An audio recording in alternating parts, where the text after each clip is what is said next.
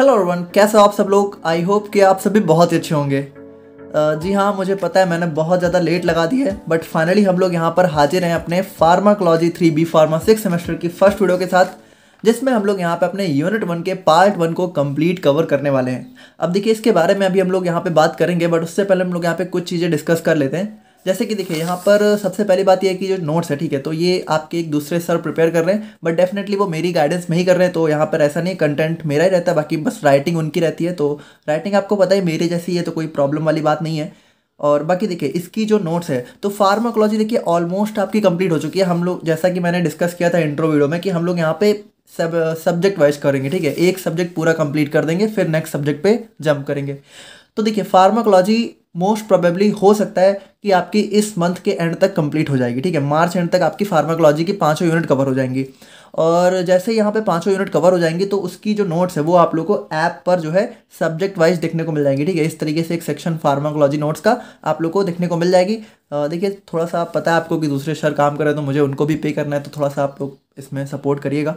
और बाकी देखिए, अगर हम लोग यहाँ पे बात करें, तो देखिए अभी के लिए जब तक यहाँ पे 4-5 दिनों तक जब तक वो कोर्स नहीं आ रहा है, ठीक है, नोट्स का, तब तक के लिए ये वाली जो नोट्स है, इस पर्टिकुलर वीडियो की नोट आप लोग को डिस्क्रिप्शन बॉक्स में मिल जाएगी, तो आप लोग डाउनलोड कर लीजिएगा। बाकी कंप्लीट फार्माकोलॉजी की नोट्स आप लोग को उस कोर्स में मिल जाएगी, ठीक है। बहुत ही मतलब इफेक्टिव, कॉस्ट इफेक्टिव ही रहेगा, तो इतना आप परेशान मत होइएगा। और बाकी अगर हम लोग यहाँ पे बात करें आज की वीडियो के बारे में, तो यहाँ पे देखिए, जो आप लोग की यूनिट 1 है, तो ये हमारी सबसे लेंथी यूनिट रहने वाली है अभी तक की फार्माकोलॉजी में। और अगर हम लोग यहाँ पे बात करें, तो इसके अंदर देखिए मेनली आप लोग को 2 टॉपिक्स पढ़ने हैं। पहला है pharmacology of drugs acting on respiratory system, और फिर दूसरा आप लोग को पढ़ना है pharmacology of drugs acting on GIT, gastro intestinal tract. अब यहाँ पे देखिए, इसके अंदर भी हमारे सब पार्ट्स हैं, ठीक है। इसके अंदर हमारे 5 सब पार्ट्स हैं, और इसके अंदर भी हमारे 4-5 सब पार्ट्स हैं। तो देखिए, इसको हम लोग यहाँ पे नेक्स्ट वीडियो में कवर करेंगे वन शॉट, और इस वीडियो में हम लोग यहाँ पे इसको वन शॉट कवर करेंगे। अगर इन दोनों को कवर करते तो मुझे लगता है शायद 2-3-4 घंटे की वीडियो बन जाएगी। तो इसीलिए यहाँ पे इस वाले पार्ट को हम लोग कंप्लीट कवर करेंगे, जिसमें हम लोग अपने anti asthmatic drugs used in COPD, expectorant, antitussive, nasal decongestant और रेस्पिरेटरी स्टिमुलेंट्स, इन सभी को हम लोग यहाँ पे डिस्कस करेंगे। सभी का टाइम आप लोग को वीडियो में देखने को मिल जाएगा। बाकी आप लोग कॉपी और पेन लेके बैठ जाइए, और हम लोग अपना आज का वीडियो स्टार्ट करते हैं। तो यहाँ पे देखिए, सबसे पहले हम लोग यहाँ पे बात करें, तो यहाँ पे देखिए हम लोग इसमें क्या पढ़ेंगे कि जो हमारा रेस्पिरेटरी सिस्टम है, तो रेस्पिरेटरी सिस्टम से रिलेटेड अगर कोई डिजीज हमें हो रही है, जैसे अस्थमा हो गया, COPD हो गया, ठीक है, खांसी वगैरह आ रही, कफ आ रहा है, तो उसमें हम लोग कौन कौन सी ड्रग्स यूज करते हैं, उन्हीं के बारे में हमें पढ़ना है। तो देखिए, सबसे जो इंपॉर्टेंट टॉपिक आप लोग का होने वाला है, ठीक है, इस पूरे सीरीज में, ठीक है, मतलब आज की वीडियो में जो सबसे इंपॉर्टेंट टॉपिक है वो हमारा होने वाला है एंटी एस्थमेटिक ड्रग्स, ठीक है, क्योंकि ये क्वेश्चन एग्जाम में लगभग कई बार पूछा गया है। और उसके बाद COPD भी कभी कभी पूछ लेते हैं, बट एंटी एस्थमेटिक सबसे ज़्यादा इंपॉर्टेंट यही टॉपिक होने वाला है। तो इंपॉर्टेंट क्वेश्चन की वीडियो भी हम जल्दी ही लेकर आएंगे। बाकी देखिए, अगर हम लोग यहाँ पे बात करें, तो सबसे पहले हम लोग यहाँ पे इसी एंटी एस्थमेटिक को देखते हैं, ठीक है। तो एंटी एस्थमेटिक देखिए, सिंपल सी बात है, एंटी एस्थमेटिक यानी कि जो अस्थमा को ट्रीट करने में जो भी ड्रग्स यूज की जाती हैं, ठीक है, उनको हम लोग यहाँ पे एंटी एस्थमेटिक ड्रग्स बोलते हैं। अब अस्थमा क्या होता है, वो चीज़ें हम लोग यहाँ पे अभी डिस्कस करेंगे। बाकी देखिए, anti asthmatic drugs are medications used to prevent और treat asthma by reducing inflammation and relaxing airway muscles. तो यहाँ पे देखिए, सिंपल सी बात है कि अस्थमा बेसिकली इन्फ्लेमेशन की वजह से ही होता है, तो उसी को रिलैक्स करके हमारा ट्रीट करती हैं। बाकी अभी हम लोग यहाँ पे देखेंगे क्या क्या चीज़ें होती हैं। और अगर हम लोग यहाँ पे बात करें अपने अस्थमा के बारे में, तो यहाँ पे देखिए, जो हमारा अस्थमा है, इसमें होता क्या है, इट इज़ अ क्रॉनिक। देखिए, सबसे पहली बात, ये क्रॉनिक यानी कि बहुत ही लंबे टाइम तक। आप लोग को पता होगा कि जो अस्थमा होता है, ठीक है, वो लगभग मतलब मैनेज ही करना होता है लाइफ टाइम, इसका कोई प्रॉपर ट्रीटमेंट नहीं होता है ना। तो ये हमारा क्रॉनिक यानी काफ़ी लंबे टाइम तक चलने वाला, और इन्फ्लामेटरी यानी कि इन्फ्लामेशन की वजह से देखने को मिलता है, और रिवर्सिबल एयरवे डिजीज। देखिए, रिवर्सिबल यहाँ पे इस कॉन्टेक्स्ट में बोला गया कि होता क्या है कि जब एस्थमा, देखिए, एस्थमा में प्रॉब्लम जो है पेशेंट को हमेशा नहीं होती है, कि किसी को एस्थमा है तो उसको हमेशा प्रॉब्लम होती है। उसको प्रॉब्लम तब होती है जब उसको एस्थमा अटैक्स आते हैं। तो जब भी एस्थमा अटैक्स आते हैं ना, तो उनके लिए हमारी कुछ मेडिकेशंस होती हैं जो कि तुरंत यहाँ पे रिलीफ दे देती है। तो उस कॉन्टेक्स्ट में इसको रिवर्सिबल बोला गया है। बाकी देखिए, अगर किसी को हो जाता है तो वो होता लाइफ टाइम के लिए है ना। बाकी ये है कि उसको प्रॉब्लम नहीं होती है, प्रॉब्लम उसको तभी होती है जब उसको एस्थमा अटैक्स आते हैं। और एस्थमा अटैक्स क्यों आते हैं, वो सभी चीज़ें अभी हम लोग देखेंगे। In which a person's airway become inflamed, narrow and swell and produce extra mucus which makes it difficult to breathe। अब इसमें देखिए होता क्या है कि जो हमारा पर्सन का एयरवे होता है, अब आप लोग ध्यान से समझिए। देखिए, ये होता है हमारा यहाँ पे बेसिकली एक rough image of respiratory system. तो इसमें देखिए क्या क्या जैसे यहाँ पे देखिए ये हमारा क्या होता है भाई, ये हमारा होता है ट्रैकिया, ठीक है, ये हमारा ट्रैकिया होता है। और यही ट्रैकिया यहाँ पे क्या होता है, यही ट्रैकिया यहाँ पे आगे जाके जो है हमारा सबसे पहले कह सकते हो ब्रोंकस में कन्वर्ट होता है। देखिए ये हमारा, ये जो आप लोग को ये पार्ट दिख रहा है, देखिए ये हमारा ट्रैकिया है। अब ये हमारा दो पार्ट में डिवाइड हो गया, तो इसको हम लोग बोलते हैं ब्रोंकस, ठीक है। तो ये हमारा ब्रोंकस या फिर ब्रोंकाई हो गया। और यही ब्रोंकस या ब्रोंकाई आगे चल के और फर्दर पार्ट्स में डिवाइड हो जाते हैं, जिनको हम लोग बोलते थे ब्रोंक्यूल्स। और ये ब्रोंक्यूल्स जहाँ पे एंड होते हैं, वहाँ पे एंड में हमें जो है देखने को मिलता है एक एयर सैक, जिसको हम लोग बोलते हैं एल्वियोली। और यहीं पे क्या होता है, इसी एल्वियोली में हमारा CO2 और O2 का एक्सचेंज चलता है। तो थोड़ा बहुत इन्फॉर्मेशन आई होप कि आप लोग को होगी। बाकी हमारा लंग्स होता है, ठीक है, तो लंग्स में ही हमें ये सब चीज़ें देखने को मिलती हैं। तो एयरवे, देखिए एयरवे का मतलब क्या होता है, एयरवे का मतलब एयर जिस रास्ते से हमारी बॉडी में जाती है। भाई एयर किस रास्ते से जाती है, हमारी माउथ या नोज के थ्रू हमारी एयर बॉडी में इनहेल हम लोग करते हैं। तो ये एयर जो जिस रास्ते से हमारी बॉडी में जाती है, तो देखिए जाती किससे, ट्रैकिया से होते होते हमारा ब्रोंकस या फिर ब्रोंकाई में पहुंचती है, ब्रोंकाई से हमारा ब्रोंक्यूल्स में, ब्रोंक्यूल से हमारा एयर सैक में। यानी देखिए ये जो रास्ता हमारा एयर जो है हमारी बॉडी में जिस तरीके से जा रही है ना, उसी चीज को हम लोग बोलते हैं एयर वे, यानी कि एयर किस वे से हमारी बॉडी में जा रही है। तो एयर वे में देखिए, एयर वे में हमारा ट्रैकिया भी आ जाता है, हमारा ब्रोंकस भी आता है, हमारा ब्रोंक्यूल्स भी आ जाते हैं। ये तीनों हमारे एयरवे में आ जाते हैं। तो इसमें देखिए अस्थमा में होता क्या है कि इन विच अ पर्सन्स एयरवे, यानी कि जो हमारा कह सकते हो, अब देखिए वैसे तो ट्रैकिया भी हमारा एयरवे में आता है, लेकिन जनरली अगर हम लोग बात करें ना, तो जो अस्थमा होता है वो हमारा ब्रोंकस और ब्रोंक्यूल्स में ही देखने को मिलता है। तो लेकिन हम लोग चलिए ट्रैकिया को भी थोड़ा सा इंक्लूड कर लेते हैं। तो यहाँ पे होता क्या है कि जो पर्सन्स का एयरवे होता है, ठीक है, तो उस वो इन्फ्लामेटरी, यानी कि इसमें होता क्या है कि अब देखिए भाई एयर जो है इसी रास्ते के थ्रू तो अंदर जा रही है। तो यहाँ पे होता क्या है, अगर यहाँ पे इन्फ्लामेशन हो, सूजन आ गई, तो यहाँ पे सूजन की वजह से होता क्या है, विच एंड नैरो, ठीक है। तो इसकी वजह से देखिए जब हमारा इन्फ्लामेशन होता है तो यहाँ पे ये नैरो हो जाती है, यानी यहाँ पे बहुत पतली हो जाती है, ठीक है, जिसकी वजह से हमारा क्या हो जाता है, जिसकी वजह से हमारे काफ़ी जो है इसमें जो है एक्स्ट्रा म्यूकस प्रोड्यूस होने लगता है। देखिए आप लोग इसको थोड़ा सा, अगर हम लोग यहाँ पे इसको अंदर से देखना चाहे कि कैसा दिखता है, ठीक है, तो यहाँ पे देखिए ये हमारा जो है कुछ इस तरीके से हमारा यहाँ पे ब्रोंकस का, यानी कि देखिए ये जो ब्रोंकस है ना, इसको हम लोग जूम करके देखें तो ये हमें कुछ इस तरीके से देखने को मिलता है। जहाँ पे देखिए यहाँ पे इसका जो इंटरनल होता है, तो यहाँ पे हमें जो है कुछ इस टाइप का जो है कह सकते हो स्ट्रक्चर देखने को मिलता है। और यहाँ पे देखिए इसमें क्या होता है, यहाँ पे हमारा म्यूकस का प्रोडक्शन होता है, ठीक है, मतलब इसकी जो इसका जो इंटरनल डायमीटर होता है, यहाँ पे हमारा म्यूकस प्रोड्यूस होता है। तो म्यूकस की वजह से क्या होता है, म्यूकस मतलब इसको समझ लीजिए थोड़ा सा स्टिकी बना के रखता है, थोड़ा सा स्मूथ बना के रखता है। तो इसमें होता क्या है कि जब भी हमारा अस्थमा होता है तो उसमें हमारा यहाँ पे ये जो भी हमारा एयरवे होता है, इसमें सबसे पहली बात तो इन्फ्लामेशन हो जाता है। और इन्फ्लामेशन के साथ साथ यहाँ पे देखिए जो म्यूकस का प्रोडक्शन है, ठीक है, तो ये म्यूकस कुछ ज़्यादा निकलने लगता है, ठीक है। तो जब यहाँ पे सबसे पहली बात तो देखिए, सबसे पहली बात तो ये बहुत ही पतला हो गया, और दूसरी बात म्यूकस का प्रोडक्शन भी बढ़ गया, जिसकी वजह से देखिए स्टार्टिंग में स्पेस कितना था, स्टार्टिंग में स्पेस इतना ज़्यादा था, यानी देखिए स्टार्टिंग में एयर जो है इतने स्पेस से जा सकती थी, लेकिन धीरे धीरे क्या होता है, ये हमारा जो है कुछ इस कंडीशन में आ जाता है, यानी कि अब देखिए स्पेस कितना कम बचा है, यानी कि यहाँ पे क्या हुआ, ये इतना थिक हो गई, इसकी जो वॉल है, इसकी वॉल की थिकनेस देखिए इतनी बढ़ गई, जबकि पहले कितनी सिर्फ इतनी थी, जिसकी वजह से क्या होता है कि एयर को पास होने के लिए स्पेस बहुत ही कम मिलता है। और इसी की वजह से क्या होता है कि पर्सन को यहाँ पे डिफिकल्टी होने लगती है ब्रीदिंग में। तो अस्थमा में होता क्या है कि जो भी पेशेंट होता है अस्थमा का, उसको सांस लेने में तकलीफ होती है, लेकिन कब होती है, जब अस्थमा अटैक्स आते हैं। अस्थमा अटैक्स कब आते हैं वो चीज़ अभी हम लोग देखेंगे। बाकी देखिए asthma is a long term condition that requires on going management. तो यहाँ पे देखिए वही चीज़ है कि हमारी लॉन्ग टर्म कंडीशन है और इसको हमें पूरी लाइफ टाइम जनरली मैनेज करना पड़ता है। It affects the respiratory system particularly the airway in the lung. तो यहाँ पे वही चीज़ है कि हमारा जो है एयरवे को अफेक्ट करती है। बाकी देखिए, बाकी अगर हम लोग यहाँ पे बात करें इसके इटियोलॉजी मतलब कि कॉजेज की, अब देखिए अस्थमा का कोई एकदम कह सकते हो डेफिनेट कॉज तो नहीं पता होता है हमें कि किस वजह से एक्चुअल में ही होता है। बाकी देखिए अगर हम लोग बात करें तो स्मोकिंग हो सकता है, कोल्ड या फिर ड्राई एयर, बहुत ज़्यादा अगर हमें कोल्ड या ड्राई एयर में रह रहे हैं, उसके बाद एयर पॉल्यूटेंट्स भी हो सकते हैं, कुछ हमारे फूड केमिकल्स हो सकते हैं, कुछ हमारी मेडिकेशंस भी हो सकती हैं जो कि अस्थमा को ट्रिगर कर सकती हैं, हो सकता है फैमिली हिस्ट्री जेनेटिक्स की वजह से भी हो, ठीक है। उसके बाद ओबेसिटी और लंग इन्फेक्शन, तो ये सारी चीज़ें हमारे अस्थमा में कह सकते हो एक प्रमोट कर सकती हैं अस्थमा होने को, ठीक है। बाकी अगर हम लोग यहाँ पे बात करें अपने टाइप्स ऑफ अस्थमा के बारे में, तो अस्थमा हमारा बेसिकली यहाँ पे 4 टाइप का होता है। पहला हो गया एक्सट्रिंसिक, इंट्रिंसिक, ड्रग इंड्यूस्ड और ऑक्यूपेशनल। तो सबसे पहले हम लोग बात करते हैं एक्सट्रिंसिक अस्थमा के बारे में। तो देखिए इसको हम लोग यहाँ पे एटोपिक या फिर एलर्जिक अस्थमा भी बोलते हैं। और देखिए ये हमारा सबसे मोस्ट कॉमन टाइप होता है, यानी कि ज़्यादातर जो हमारे अस्थमा के केस होते हैं उसमें सबसे ज़्यादा हमारा एक्सट्रिंसिक अस्थमा ही होता है। और ये क्यों होता है, ये हमारा एलर्जेंस की वजह से होता है। यानी इसमें देखिए होता क्या है कि हमारी बॉडी में बाहर से कुछ ऐसे एलर्जेंस आ जाते हैं, ठीक है, जो कि हमारी बॉडी के लिए सही नहीं होते, लेकिन उसकी वजह से क्या होता है कि हमारी बॉडी में इन्फ्लेमेशन स्टार्ट हो जाता है और उसी की वजह से हमें अस्थमा अटैक्स देखने को मिलते हैं। तो अभी हम लोग देखेंगे कि किस तरीके से बेसिकली अस्थमा अटैक आते हैं, ठीक है, उसका मैकेनिज्म पूरा हम लोग डिस्कस करेंगे। और बात करें अगर हम लोग यहाँ पे देखें, it usually begins in childhood और इन अर्ली एडल्ट लाइफ, ठीक है, तो ये हमारा चाइल्डहुड या फिर एडल्ट लाइफ में देखने को मिलता है। इंट्रेंसिक की बात करते हैं, इसको हम लोग यहाँ पे नॉन एटेपिक या फिर नॉन एलर्जिक भी बोलते हैं, और ये हमारा किसी टाइप के लंग इन्फेक्शन की वजह से होता है, ठीक है। और बाकी देखिए ये हमारा जो है एडल्ट लाइफ में ही डेवलप होता है। बाकी देखिए अगर हम लोग यहाँ पे ड्रग इंड्यूस्ड अस्थमा की बात करें, तो ड्रग इंड्यूस्ड का मतलब सिंपल है कि ये किसी ड्रग की वजह से हो सकता है ना। तो कुछ हमारी मेडिकेशंस होती हैं जैसे कि एस्पिरिन हो गया, एनसेड्स हो गई और बीटा ब्लॉकर्स हो गई, तो ये हमारा जो है अस्थमा को ट्रिगर करने का काम करती हैं। और उसके बाद ऑक्यूपेशनल बात करें तो देखिए ऑक्यूपेशनल का मतलब कि जहाँ पे आप काम कर रहे हो, अगर वहाँ का एनवायरनमेंट ही बहुत ख़राब सा है, वहाँ पे एयर बहुत ख़राब है, ठीक है, तो वहाँ पे देखिए उस खराब वर्क प्लेस की वजह से भी आप लोग को अस्थमा हो सकता है, ठीक है। These substance can include chemicals, dust, gases, यानी कि हमें जो है अगर किसी ऐसी केमिकल फैक्ट्री में आप लोग काम कर रहे हो जहाँ पे बहुत ज़्यादा डस्ट है, गैसेज हैं, तो वो भी हमारा यहाँ पे जो है अस्थमा को ट्रिगर कर सकता है। बाकी अगर हम लोग यहाँ पे इसकी पैथोजेनेसिस, यानी पैथोजेनेसिस का मतलब कि यहाँ पे इसके मैकेनिज्म की बात करें कि किस तरीके से अस्थमा देखने को मिलता है, तो इसको आप लोग देखिए थोड़ा सा आप ध्यान से समझिएगा। देखिए होता क्या है कि मान लीजिए जैसे इसको थोड़ा सा एंटीजन एंटीबॉडी, यहाँ पे सबसे पहली बात आप लोग एक इंटरेक्शन समझिए।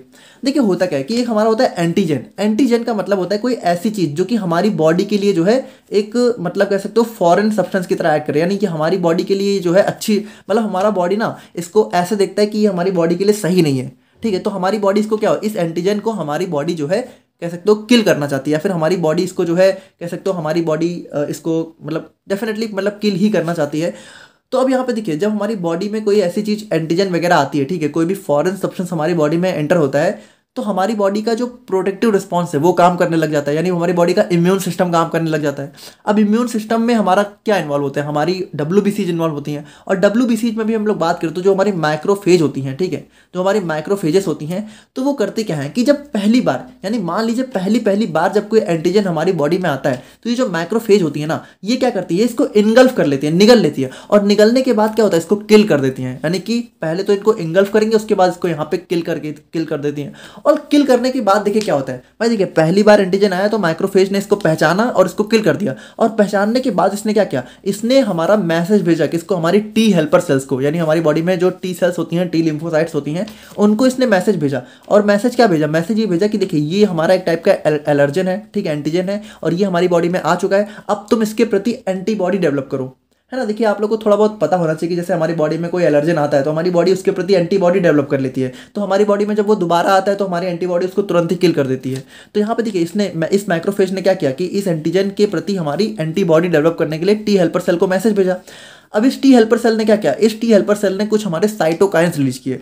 अब देखिए साइटोकाइंस देखिए एक टाइप के होते हैं इन्फ्लामेटरी मेडिएटर्स, ठीक है। बाकी अगर आप लोगों ने इन्फ्लामेशन अगर थोड़ा बहुत पढ़ा तो आप लोग को पता होगा। बाकी हमारे एक टाइप के इन्फ्लामेटरी मेडिएटर्स होते हैं, आप लोग ज़्यादा भी मतलब डिटेल में नहीं जाएंगे, बाकी आप लोग समझिए कि इसके भी अलग अलग टाइप होते हैं, इंटरल्यूकिन्स वगैरह। तो इसने क्या किया, इस जो हमारे साइटोकाइंस होते हैं, ठीक है, तो इसमें हमारा एक होता है इंटरल्यूकिन 4, तो इसने यहाँ पे जो टी सेल्स है इसने यहाँ पे कुछ इंटरल्यूकिन्स रिलीज किए। तो इसमें देखिए जो हमारा इंटरल्यूकिन 4 था, इसने क्या किया, इसने एक्टिवेट किया हमारा प्लाज्मा बी सेल्स को, ठीक है। और जब प्लाज्मा बी सेल एक्टिवेट हुई तो इसने क्या किया, इसने हमारा जनरेशन कर दिया IgE एंटीबॉडी का। और ये एंटीबॉडी क्या होती है, ये हमारी एंटीबॉडी इसी एंटीजन के लिए डेवलप की जाती है। अब जब हमारा IgE एंटीबॉडी डेवलप होती है तो अब ये IgE एंटीबॉडी क्या होता है, ये जाके हमारा बाइंड हो जाती है किससे, मास्ट सेल से, यानी कि मास्ट सेल की सरफेस पे ये एंटीबॉडी जाके बाइंड हो जाती है। अब देखिए होगा क्या, यहाँ पे क्या हुआ, ये सारी चीज़ें हमारी कह सकते हो बॉडी में जो हमारा फर्स्ट टाइम एंटीजन आया तो ये सारी चीज़ें हमारी बॉडी में हुई, यानी कि सबसे पहले माइक्रोफेज ने उसको किल किया, फिर इसने मैसेज भेजा हमारे टी हेल्पर सेल्स को, ठीक है, फिर टी हेल्पर सेल ने हमारे साइटोकाइन रिलीज किए, इसने हमारा प्लाज्मा बी सेल को एक्टिवेट किया, इसने हमारा एंटीबॉडी बनाया, एंटीबॉडी जाके मास्ट सेल से बाइंड हो गया। अब मान लीजिए अब अगर हमारा दोबारा कोई भी एंटीजन हमारी बॉडी में एंटर होता है, ठीक है, तो यहाँ पे क्या होगा, ये जो एंटीजन है अब ये डायरेक्टली हमारा इस एंटीबॉडी पे जाके बाइंड हो जाएगा, और जैसे ही एंटीबॉडी पे बाइंड होगा, ठीक है, तो यहाँ पे देखिए ये जो मास्ट सेल है ना, ये मास्ट सेल क्या होगा, ये इस मास्ट सेल का हो जाएगा डीग्रेनुलेशन। और देखिए जब इसका यहाँ पे डीग्रेनुलेशन होता है ना, तो इसके अंदर हमारे ये जो हमारी मास्ट सेल होती है इसके अंदर हमारे होते हैं कुछ इन्फ्लामेटरी मेडिएटर्स। तो जैसे ही यहाँ पर डीग्रेनुलेशन का मतलब हमारी मास्ट सेल कह सकते हो फट जाती है, रप्चर हो जाती है, जिसकी वजह से ये बाहर आ जाते हैं। और जब ये बाहर आते हैं ना तो ये करते क्या है, ये पूरी सेल को डिस्ट्रॉय कर देते हैं और सेल के साथ साथ ये हमारे एंटीजन को भी डिस्ट्रॉय कर देते हैं। लेकिन यहाँ पे देखिए प्रॉब्लम क्या है, प्रॉब्लम ये है कि जब ये हमारे रिलीज हुए तो इन्होंने एंटीजन को तो डिस्ट्रॉय कर दिया, यानी कि एंटीजन को किल कर दिया, लेकिन उसके साथ साथ हमारे यहाँ पे सेल भी डिस्ट्रॉय हो गई। और जब सेल डिस्ट्रॉय हो जाती है तो हमारी बॉडी में क्या होता है, हमारी बॉडी में कह सकते हो स्वेलिंग आ जाती है, हमारी बॉडी में थोड़ी सी इंजरी टाइप की हो जाती है और इसी को हम लोग यहाँ पे इन्फ्लामेशन बोलते हैं। यानी हमारी बॉडी में क्या होता है भाई, इन्फ्लामेशन। अगर आप लोगों ने हमारा सेकंड सेमेस्टर में वीडियो देखा था तो आप लोगों को याद होगा, मैंने बताया था कि इन्फ्लामेशन हम लोग देखते तो है कि एक डिजीज या फिर हमारे बॉडी में प्रॉब्लम है, लेकिन एक्चुअल में हमारी बॉडी का एक प्रोटेक्टिव रिस्पांस होता है। लेकिन ये प्रोटेक्टिव रिस्पांस हमारी बॉडी के लिए कभी कभी बेकार हो जाता है, क्योंकि इसी इन्फ्लामेशन की वजह से क्या होता है, हमें अस्थमा अटैक्स देखने को मिलते हैं। तो अस्थमा अटैक्स कब आते हैं, अस्थमा अटैक्स तब आते हैं जब हमारे बॉडी में कोई एंटीजन एंटर होता है। ठीक है, तो एंटीजन एंटर होता है मतलब कि देखिए जिसको अस्थमा है उसी में आता है, ऐसा नहीं कि जिसको अस्थमा नहीं है। अब देखिए ये भी एक समझाने का तरीका था, बाकी अस्थमा एक्चुअल में कैसे होता है ये जो है पूरी तरीके से अच्छे से नहीं समझाया जा सकता। बाकी आप लोग समझिए कि जिसको अस्थमा होता है उसमें क्या हुआ होगा, कैसा चीज़ें हुई होंगी, ये समझाने का एक तरीका था। बाकी आप लोग यहाँ पे अगर फ्लो चार्ट से देखना चाहो तो इसमें देखिए क्या होता है। अब देखिए इसमें डायरेक्टली हम लोगों ने यहाँ से एक्सप्लेन किया है, जैसे activation of T helper cells, यानी कि देखिए जब हमारी टी हेल्पर सेल एक्टिवेट होती है तो ये हमारे साइटोकाइंस को रिलीज करती हैं। जब हमारे साइटोकाइंस रिलीज होते हैं तो ये हमारे प्लाज्मा बी सेल्स को एक्टिवेट करते हैं। ठीक है, इन्होंने प्लाज्मा बी सेल को एक्टिवेट किया, फिर ये क्या होता है, ये हमारा आईजीई एंटीबॉडी को जनरेट करती हैं। अब ये जो आईजीई एंटीबॉडी ये हमारी मास्ट सेल के ऊपर जाके बाइंड हो जाती है। ठीक है, और उसके बाद क्या होता है, एंट्री ऑफ, अब हम दोबारा से अगर हमारा कोई भी फॉरेन पार्टिकल या फिर एंटीजन आता है, ठीक है, तो ये हमारा एंटीजन जो है इसी एंटीबॉडी पे जाके बाइंड हो जाता है, जिसको हम बोलते हैं एंटीजन एंटीबॉडी कॉम्प्लेक्स।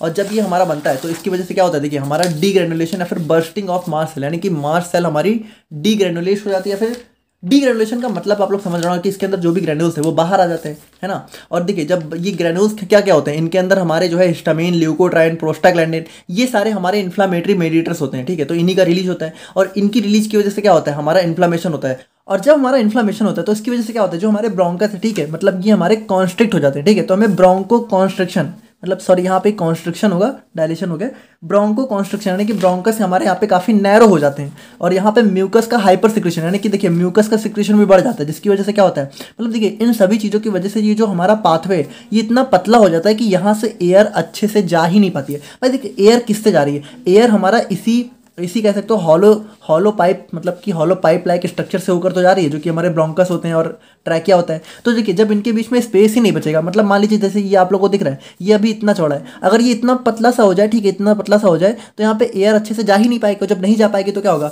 पर्सन को यहाँ पे अस्थमा अटैक्स आएंगे। ठीक है, तो अस्थमा अटैक कब आता है, अस्थमा अटैक तब आता है जब हमारा यहाँ पे एंटीजन जो है हमारी बॉडी में एंटर करता है। ठीक है, बाकी अगर हम लोग यहाँ पे सिम्टम्स की बात करें तो यहाँ पे देखिए भाई सिम्टम सिंपल सी बात है कि हमें कफ आएगी। ठीक है, चेस्ट टाइटनेस, यानी कि बहुत ही थोड़ा सा भारीपन लगेगा हमारे सीने में। ठीक है, और वीजिंग का मतलब कि थोड़ा सा जो एक हाँफने वाली खांसी आती है। ठीक है, उसके बाद फैटीग, जो हमारा काफ़ी थकावट वगैरह हो जाती है, और ब्रीथिंग की शॉर्टनेस है ना, सांस लेने में तकलीफ होती है, और उसके बाद डिस्कम्फर्ट होता है ब्रीथिंग। तो यही सारी चीज़ें हमें जो है सिम्टम्स में देखने को मिलते हैं अस्थमा में। नाउ अब हम लोग यहाँ पे फाइनली बात करते हैं कि कौन कौन सी ड्रग्स हमारे यहाँ पे एंटी अस्थमेटिक ड्रग्स में यूज़ की जाती हैं।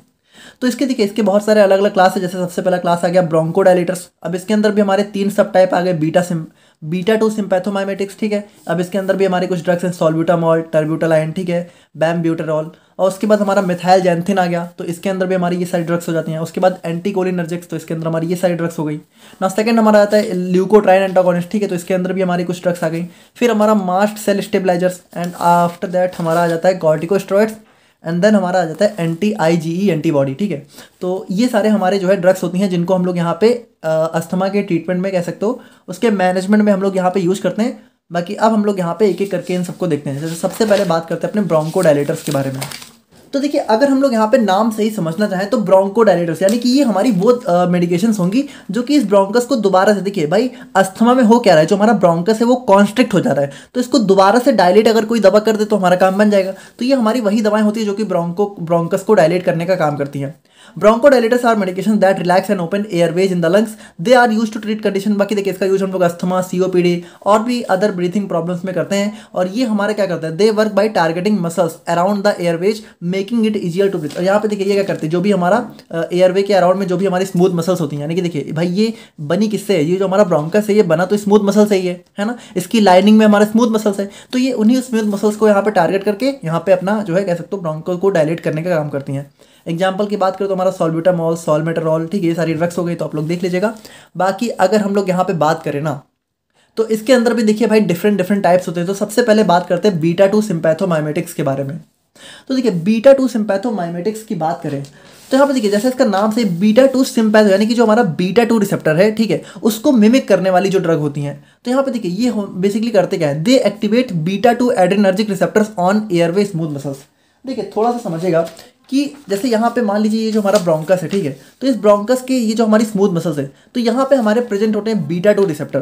तो ये जो हमारी बीटा 2 सिम्पैथोमाइमेटिक्स हैं, ये क्या होता है, ये इसी रिसेप्टर पे बाइंड होकर इस रिसेप्टर को एक्टिवेट करती है। और देखिए जब ये रिसेप्टर एक्टिवेट होता है तो ये क्या करता है, ये हमारा एडेनिलेट साइक्लेज पाथवे के थ्रू काम करता है, जिसकी वजह से क्या होता है कि हमारा जो एटीपी है, ठीक है, वो हमारा यहाँ पे जो है सीएमपी में कन्वर्ट हो जाता है। और ये जो सीएमपी है ये क्या करता है, ये हमारा जो है कह सकते हो डिफरेंट मैकेनिज्म के थ्रू हमारे कैल्शियम के सिक्रीशन को कम करता है। अब इतना आप लोगों को पता होना चाहिए कि जो कैल्शियम है यही हमारा वो आयन होता है जो कि किसी भी चीज़ के कॉन्स्ट्रक्शन में अपना रोल प्ले करता है, चाहे वो ब्लड वेसल्स का कॉन्स्ट्रक्शन हो, चाहे हमारा ब्रोंकस का कॉन्स्ट्रक्शन हो, इन सभी में हमारा कैल्शियम काफ़ी मेजर रोल प्ले करता है। तो अगर हम लोग यहाँ पे कैल्शियम को कम कर दें इसके अमाउंट को तो क्या होगा भाई, कॉन्स्ट्रक्शन भी कम हो जाएगा। और जब कॉन्स्ट्रक्शन कम होगा तो क्या होगा भाई, हमें डायलेशन देखने को मिलेगा।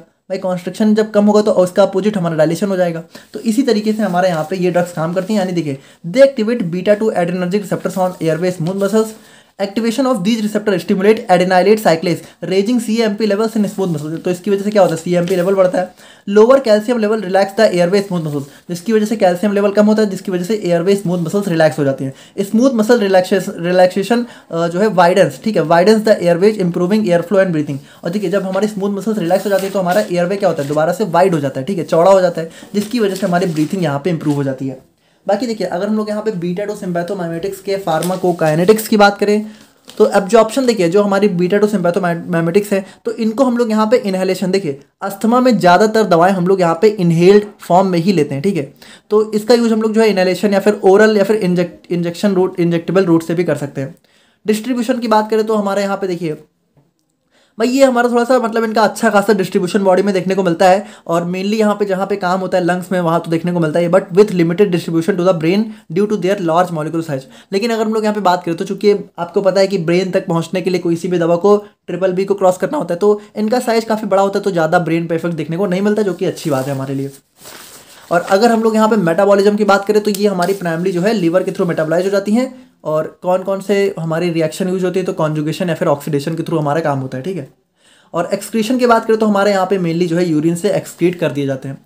ना यूजेज की बात करें तो इनका यूज हम लोग यहाँ पे अस्थमा में करते हैं। COPD अभी हम लोग इसको भी देखेंगे, ठीक है। तो इस COPD में इसका यूज होता है। और उसके बाद हमारा ब्रोंको स्पैज्म, ठीक है, तो यहाँ पे भी हमारा ब्रोंकस जो थोड़ा सा स्पैज्म मिल जाता है, ठीक है, मतलब वही चीज़ें हमारा कॉन्स्ट्रिक्ट हो जाता है तो हमारा उसमें भी यूज होता है। फिर प्री टर्म लेबर, यहाँ पे देखिए कभी कभी क्या होता है कि जो है 9 महीने से पहले ही अगर प्रेगनेंसी देखने को मतलब कि जो है लेबर पेन स्टार्ट हो जा रहा है, ठीक है, तो उसमें भी हमारा यूज हो जाता है। उसके बाद यहाँ पे एक्सरसाइज इंड्यूस्ड, अगर एक्सरसाइज करने की वजह से कभी कभी क्या होता है कि हमारा ब्रोंको कॉन्स्ट्रिक्शन हो जाता है तो उसमें भी हमारा इनका यूज देखने को मिलता है। एडवर्स इफेक्ट की बात करें तो यहाँ पे ट्रेमर्स, मतलब कि थोड़ा सा जो है हाथ पैर जो है कह सकते हो उनमें सुन बढ़ जाना, है ना। और टैकीकार्डिया यानी कि हार्ट बीट का थोड़ा सा जो है कह सकते हो बढ़ जाना। और उसके बाद हमारे यहाँ पे जो है कह सकते हो हेडेक, ठीक है, तो हेडेक भी हो सकता है। उसके बाद हाइपरटेंशन, हाइपरग्लाइसीमिया, ठीक है, हमारी बॉडी में ब्लड शुगर लेवल बढ़ जाना। तो ये सारी चीज़ें हमें देखने को मिल सकती हैं साइड इफेक्ट में। और अगर हम लोग यहाँ पे बात करें तो यहाँ पे देखिए सबसे पहले हम लोगों ने यहाँ पे देखिए हम लोग क्या देख रहे हैं, हम लोग देखते हुए चलते हैं। हम लोग देख रहे हैं ब्रोंकोडायलेटर्स, इसमें हम लोगों ने डिस्कस किया बीटा 2 सिम्पैथोमाइमेटिक्स के बारे में। अब हम लोग यहाँ पे बात करते हैं मिथाइल जैंथिन के बारे में।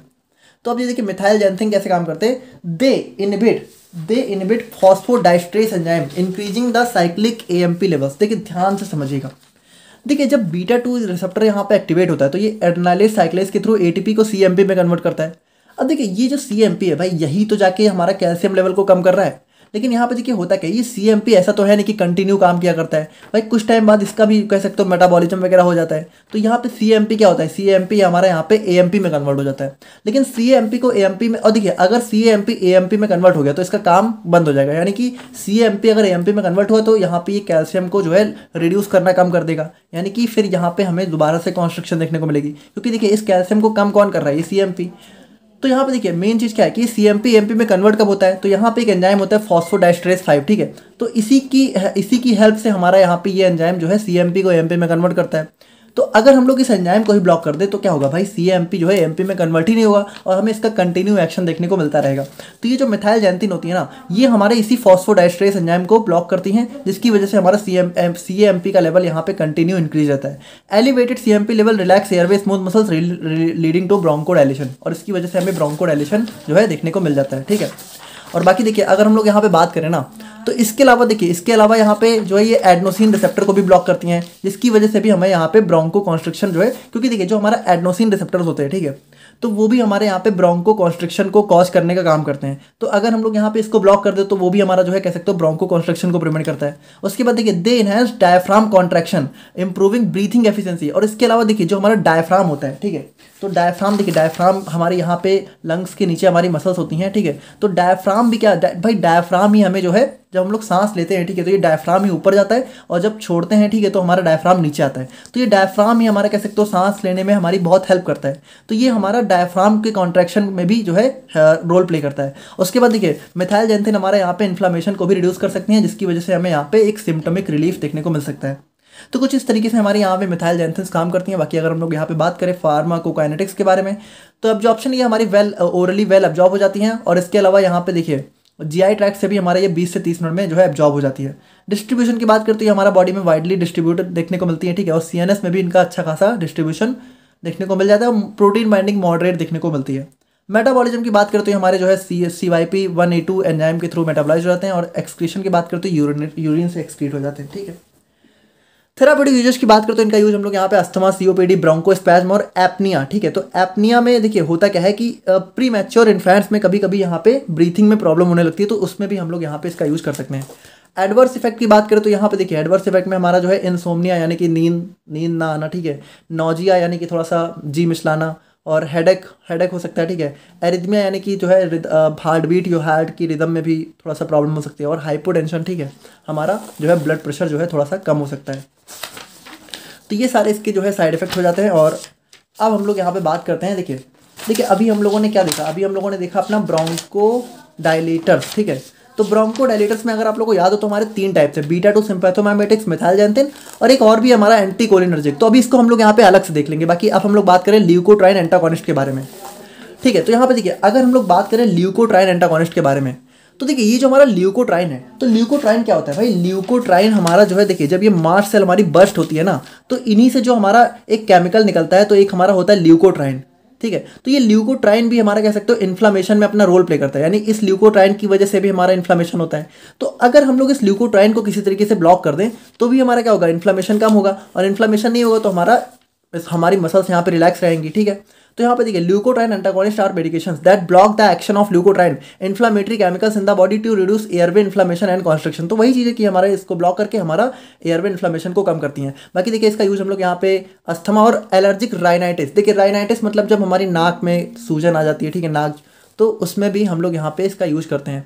बाकी देखिए अगर हम लोग यहाँ पे मैकेनिज्म ऑफ एक्शन की बात करें तो ये हमारा देखिए ये हमारे ल्यूकोट्राइन रिसेप्टर पे ब्लॉक होते हैं, मतलब बाइंड होते हैं, उसको ब्लॉक कर देते हैं। भाई जब देखिए ल्यूकोट्राइन का रिसेप्टर ही ब्लॉक हो जाएगा तो ल्यूकोट्राइन बाइंड नहीं होगा, और जब तक ल्यूकोट्राइन बाइंड नहीं होगा तब तक अपना एक्शन नहीं शो करेगा। तो सिंपल सी बात है, this prevent leukotriene from beginning inflammatory disease responses in the airways, this reduces bronchoconstriction and eases breathing, relief in asthma symptoms and other allergic reaction, ठीक है। तो इस तरीके से हमारे यहाँ पे ये काम करती हैं, समझ रहे हो ना, सिंपल सी बात है, ल्यूकोट्राइन रिसेप्टर को ब्लॉक करके ल्यूकोट्राइन के एक्शन को कम कर देती है, इन्फ्लामेशन कम हो जाता है, तो हमारा थोड़ा सा रिलैक्सेशन देखने को मिलता है। फार्माकोकाइनेटिक्स की बात करते हो, एब्जॉर्प्शन देखिए भाई all drugs orally well absorb हो जाती हैं, वाइडली डिस्ट्रीब्यूशन देखने को मिलता है बॉडी टिश्यू में। उसके बाद मेटाबॉलिज्म हमारा लिवर के थ्रू हो जाता है। और एक्सक्रीशन की बात करें तो ये हमारा थोड़ा सा फीसेस में ज़्यादा एक्सक्रीट होती हैं और यूरिन में थोड़ा सा कम, ठीक है। और एग्जाम्पल हमारा मॉन्टेल्यूकास्ट, ठीक है, जाफिर ल्यूकास्ट, ये हमारी ड्रग हो जाती हैं। थेरापेटिक यूजेस की बात करें तो अस्थमा, एलर्जिक राइनाइटिस और क्रॉनिक राइनोसाइनोसिटिस, ठीक है। देखिए राइनोसाइनोसिटिस में क्या होता है कि जो हमारी नोज के आसपास की कैविटी है वहाँ पे इन्फ्लामेशन हो जाता है, तो उसको भी रिलीफ करने में हमारा ये हेल्प करती हैं। एडवर्स इफेक्ट की बात करें तो वही है नोजिया, डिजनेस, ठीक है, थोड़ा सा नींद, चक्कर आना, ठीक है, और फैटी हो गया, और एब्डोमिनल पेन, रैशेज, हेडेक, ये सारी चीज़ें हमारे साइड इफेक्ट हो जाती हैं। ना अब हम लोग यहाँ पे बात करते हैं एंटीकोलिनर्जिक के बारे में, ठीक है। तो देखिए एंटीकोलिनर्जिक वैसे हम लोगों ने देखा था, ये भी हमारी एक टाइप की वैसो ब्रोंकोडायलेटर्स की तरह होती हैं, ठीक है। तो ये हमारी वो ड्रग होती है जो कि एसिटाइल कोलिन के एक्शन को जो है कह सकते हो ब्लॉक करती हैं। और देखिए अभी एसिटाइल कोलिन क्या होता है भाई, ये भी हमारा जो है कह सकते हो हमारे जो है एसिटाइल कोलिन हमारा ब्रोंको कॉन्स्ट्रिक्शन में एक मेजर रोल प्ले करता है। मतलब एसिटाइल कोलिन हमारी बॉडी का वो हार्मोन होता है जो कि क्या करता है, हमारा कह सकते हो ब्रोंको कॉन्स्ट्रिक्शन कराता है। तो अगर हम लोग यहाँ पे इसको ब्लॉक कर दे तो हमारा क्या होगा भाई, ब्रोंको कॉन्स्ट्रिक्शन नहीं होगा तो ब्रोंको डायलेट हो जाएगा, है ना। और बाकी देखिए इसका यूज हम लोग जो है अस्थमा, मोशन सिकनेस और ओवर एक्टिव ब्लैडर में करते हैं, ठीक है। मैकेनिज्म ऑफ एक्शन की बात करते हैं यहाँ पे देखिए, ये हमारा जो है मस्कुरैनिक रिसेप्टर को ब्लॉक करता है, ठीक है। और यहीं पे हमारा क्या होता है, एसिटाइल कोलिन बाइंड करके अपना एक्शन शो करता है। तो ये जब इसको ब्लॉक कर देती है तो इसकी वजह से हमारे यहाँ पे एसिटाइल कोलिन का एक्शन नहीं हो पाता है, जिसकी वजह से हमारा एयरवे रिलैक्स हो जाते हैं और हमारा एयर फ्लो जो है अच्छा हो जाता है। फार्माकोकाइनेटिक्स की बात करते हो, एब्जॉर्प्शन यहाँ पे जो है टिपिकली यहाँ पे हम लोग इनहेलेशन के थ्रू जो है इसको लेते हैं, ठीक है। और यहाँ पे जो है इसका इफेक्ट जो है डायरेक्टली लंग्स में देखने को मिल जाता है और हमारा लंग्स में और मिनिमल सिस्टमिक एब्जॉर्प्शन देखने को मिल जाता है। मेटाबॉलिज्म की बात करें तो हमारा मोस्टली जो है लोकल जो है मेटाबॉलाइज हमारा मेनली जो है लिवर में हो जाता है, ठीक है। और एक्सक्रीशन की बात करें तो हमारे यूरिन के थ्रू एक्सक्रीट हो जाते हैं। एग्जाम्पल की बात करें तो हमारा इप्राट्रोपियम ब्रोमाइड हो गया और टायोट्रोपियम ब्रोमाइड, ये सारी हमारी ड्रग्स हो जाती हैं। और थेराप्यूटिक यूजेस की बात करें तो हमारा सीओपीडी, अस्थमा, मोशन सिकनेस आप लोग समझ रहे होगे। जैसे कार में कभी कभी क्या होता है कि कुछ लोगों को कार में या फिर किसी बंद व्हीकल में बैठा दो तो उनको जो है उल्टी वगैरह होने लगती है, ठीक है, वोमिटिंग होने लगती है, तो उसी को बोलते हैं मोशन सिकनेस। और पार्किंसंस डिजीज, तो यहाँ पे ये भी हमारे एक न्यूरोलॉजिकल कंडीशन होती है, ठीक है। तो इन सब में हमारा यहाँ पे इसका यूज देखने को मिलता है। एडवर्स इफेक्ट की बात करें तो हमारे यहाँ पे ड्राई माउथ हो गया, ठीक है, ब्लड विजन हो गया, कॉन्स्टिपेशन, टैकीकार्डिया और यूरिन रिटेंशन, ठीक है। तो हमारी बॉडी में यूरिन का रिटेंशन बढ़ सकता है। तो ये हो गए हमारे यहाँ पे एंटीकोलिनर्जिक। नाउ नेक्स्ट हम लोग बात करते हैं मास्ट सेल स्टेबलाइजर्स। अब देखिए भाई, मास्ट सेल स्टेबलाइजर्स का मतलब क्या है कि ये हमारे मास्ट सेल को स्टेबल करेंगे। अब आप एक बात बताइए कि एक्चुअल में इन्फ्लेमेशन हो कैसे रहा था, हो तभी तो रहा था जब मास्ट सेल हमारी फट जा रही थी, बर्स्ट हो जा रही थी। जब ये बर्स्ट हो जा रही थी तभी यहाँ पे केमिकल रिलीज हो रहे थे और यही इन्फ्लेमेशन करा रहे थे। अगर हम लोग कुछ ऐसा कर दे कि इसको हम लोग यहाँ पे बर्स्ट होने से ही रोक दें, यानी इस मास्ट सेल को रप्चर होने से बचा ले, इसको फटने से ही बचा ले, तो हमारा जब ये बर्स्ट नहीं होगी तो हमारे केमिकल रिलीज नहीं होगा, हमारा इन्फ्लेमेशन होगा नहीं। तो मास्ट सेल स्टेबलाइजर हमारे क्या होते हैं, they prevent the release of histamine and other inflammatory substance from mast cell, helping to reduce allergic reaction and inflammation. They are often used in treatment of asthma and allergic rhinitis. बाकी देखिए अगर हम लोग यहाँ पे बात करें mechanism of action के बारे में, तो ये हमारा जो है देखिए ये हमारे डीग्रेनुलेशन को प्रिवेंट करती है, यानी कि ये मास्ट सेल को जो है फटने से ही रोक लेती हैं। They inhibit the release of histamine and other inflammatory mediators, ठीक है। तो ये हमारे हिस्टामिन वगैरह को रिलीज होने से रोकती हैं। This reduces airway inflammation and bronchoconstriction in asthma, ठीक है। और इसकी वजह से क्या होता है भाई, हमारा एयरवे इन्फ्लेमेशन बच जाता है, ब्रोंको कॉन्स्ट्रिक्शन नहीं होता है, जिसकी वजह से हमारा अस्थमा अटैक जो है बच जाता है, ठीक है, व्हेन यूज्ड रेगुलरली। तो अगर हम लोग यहाँ पे इनका रेगुलर यूज करें तो भाई हमें अस्थमा अटैक जो है नहीं देखने को मिलता है, ठीक है, अस्थमा पेशेंट्स को। और फार्माकोकाइनेटिक्स की बात करें तो एब्जॉर्प्शन यहाँ पे देखिए ये हमारा इनका सिस्टमिक एब्जॉर्प्शन थोड़ा सा ज़्यादा अच्छा नहीं होता है, ठीक है। और ये हमारी लोकली मतलब देखिए इसका यूज हम लोग यहाँ पे इनहेलेशन के थ्रू ही करते हैं, तो डायरेक्टली लंग्स में जाके काम करती हैं, ठीक है। और सिस्टमिक एब्जॉर्प्शन नहीं होता है, जो कि अच्छी बात है। डिस्ट्रीब्यूशन की बात करते हैं हमारा मेनली जो है लंग्स को ही टारगेट करता है और बाकी थोड़ा सा ब्लड स्ट्रीम में भी इनका लिटिल एब्जॉर्प्शन हो जाता है। मेटाबॉलिज्म की बात करते हैं हमारे यहाँ पे देखिए इनका मेटाबॉलिज्म बहुत ही एक्सटेंसिव नहीं होता, ठीक है, काफ़ी स्लो मेटाबॉलिज्म हमें देखने को मिलता है और एक्सक्रीशन मेनली इनका यूरिन के थ्रू हो जाता है। एग्जाम्पल्स की हम लोग यहाँ पे बात करें तो हमारा हो गया सोडियम क्रोमोग्लाइसेट, ठीक है, और हमारा केटोटिफेन, ठीक है। तो ये हमारी जो है ड्रग्स हो जाती हैं इसके अंदर। थेराप्यूटिक यूज की बात करें तो हमारा अस्थमा हो गया, एलर्जिक राइनाइटिस, कंजक्टिवाइटिस, ठीक है। तो कंजक्टिवाइटिस मतलब कि जो हमारी आँखों के पास में जो है स्वेलिंग वगैरह हो जाती है, ठीक है, आई बॉल्स में, तो वहाँ पे भी हमारा यूज हो जाता है।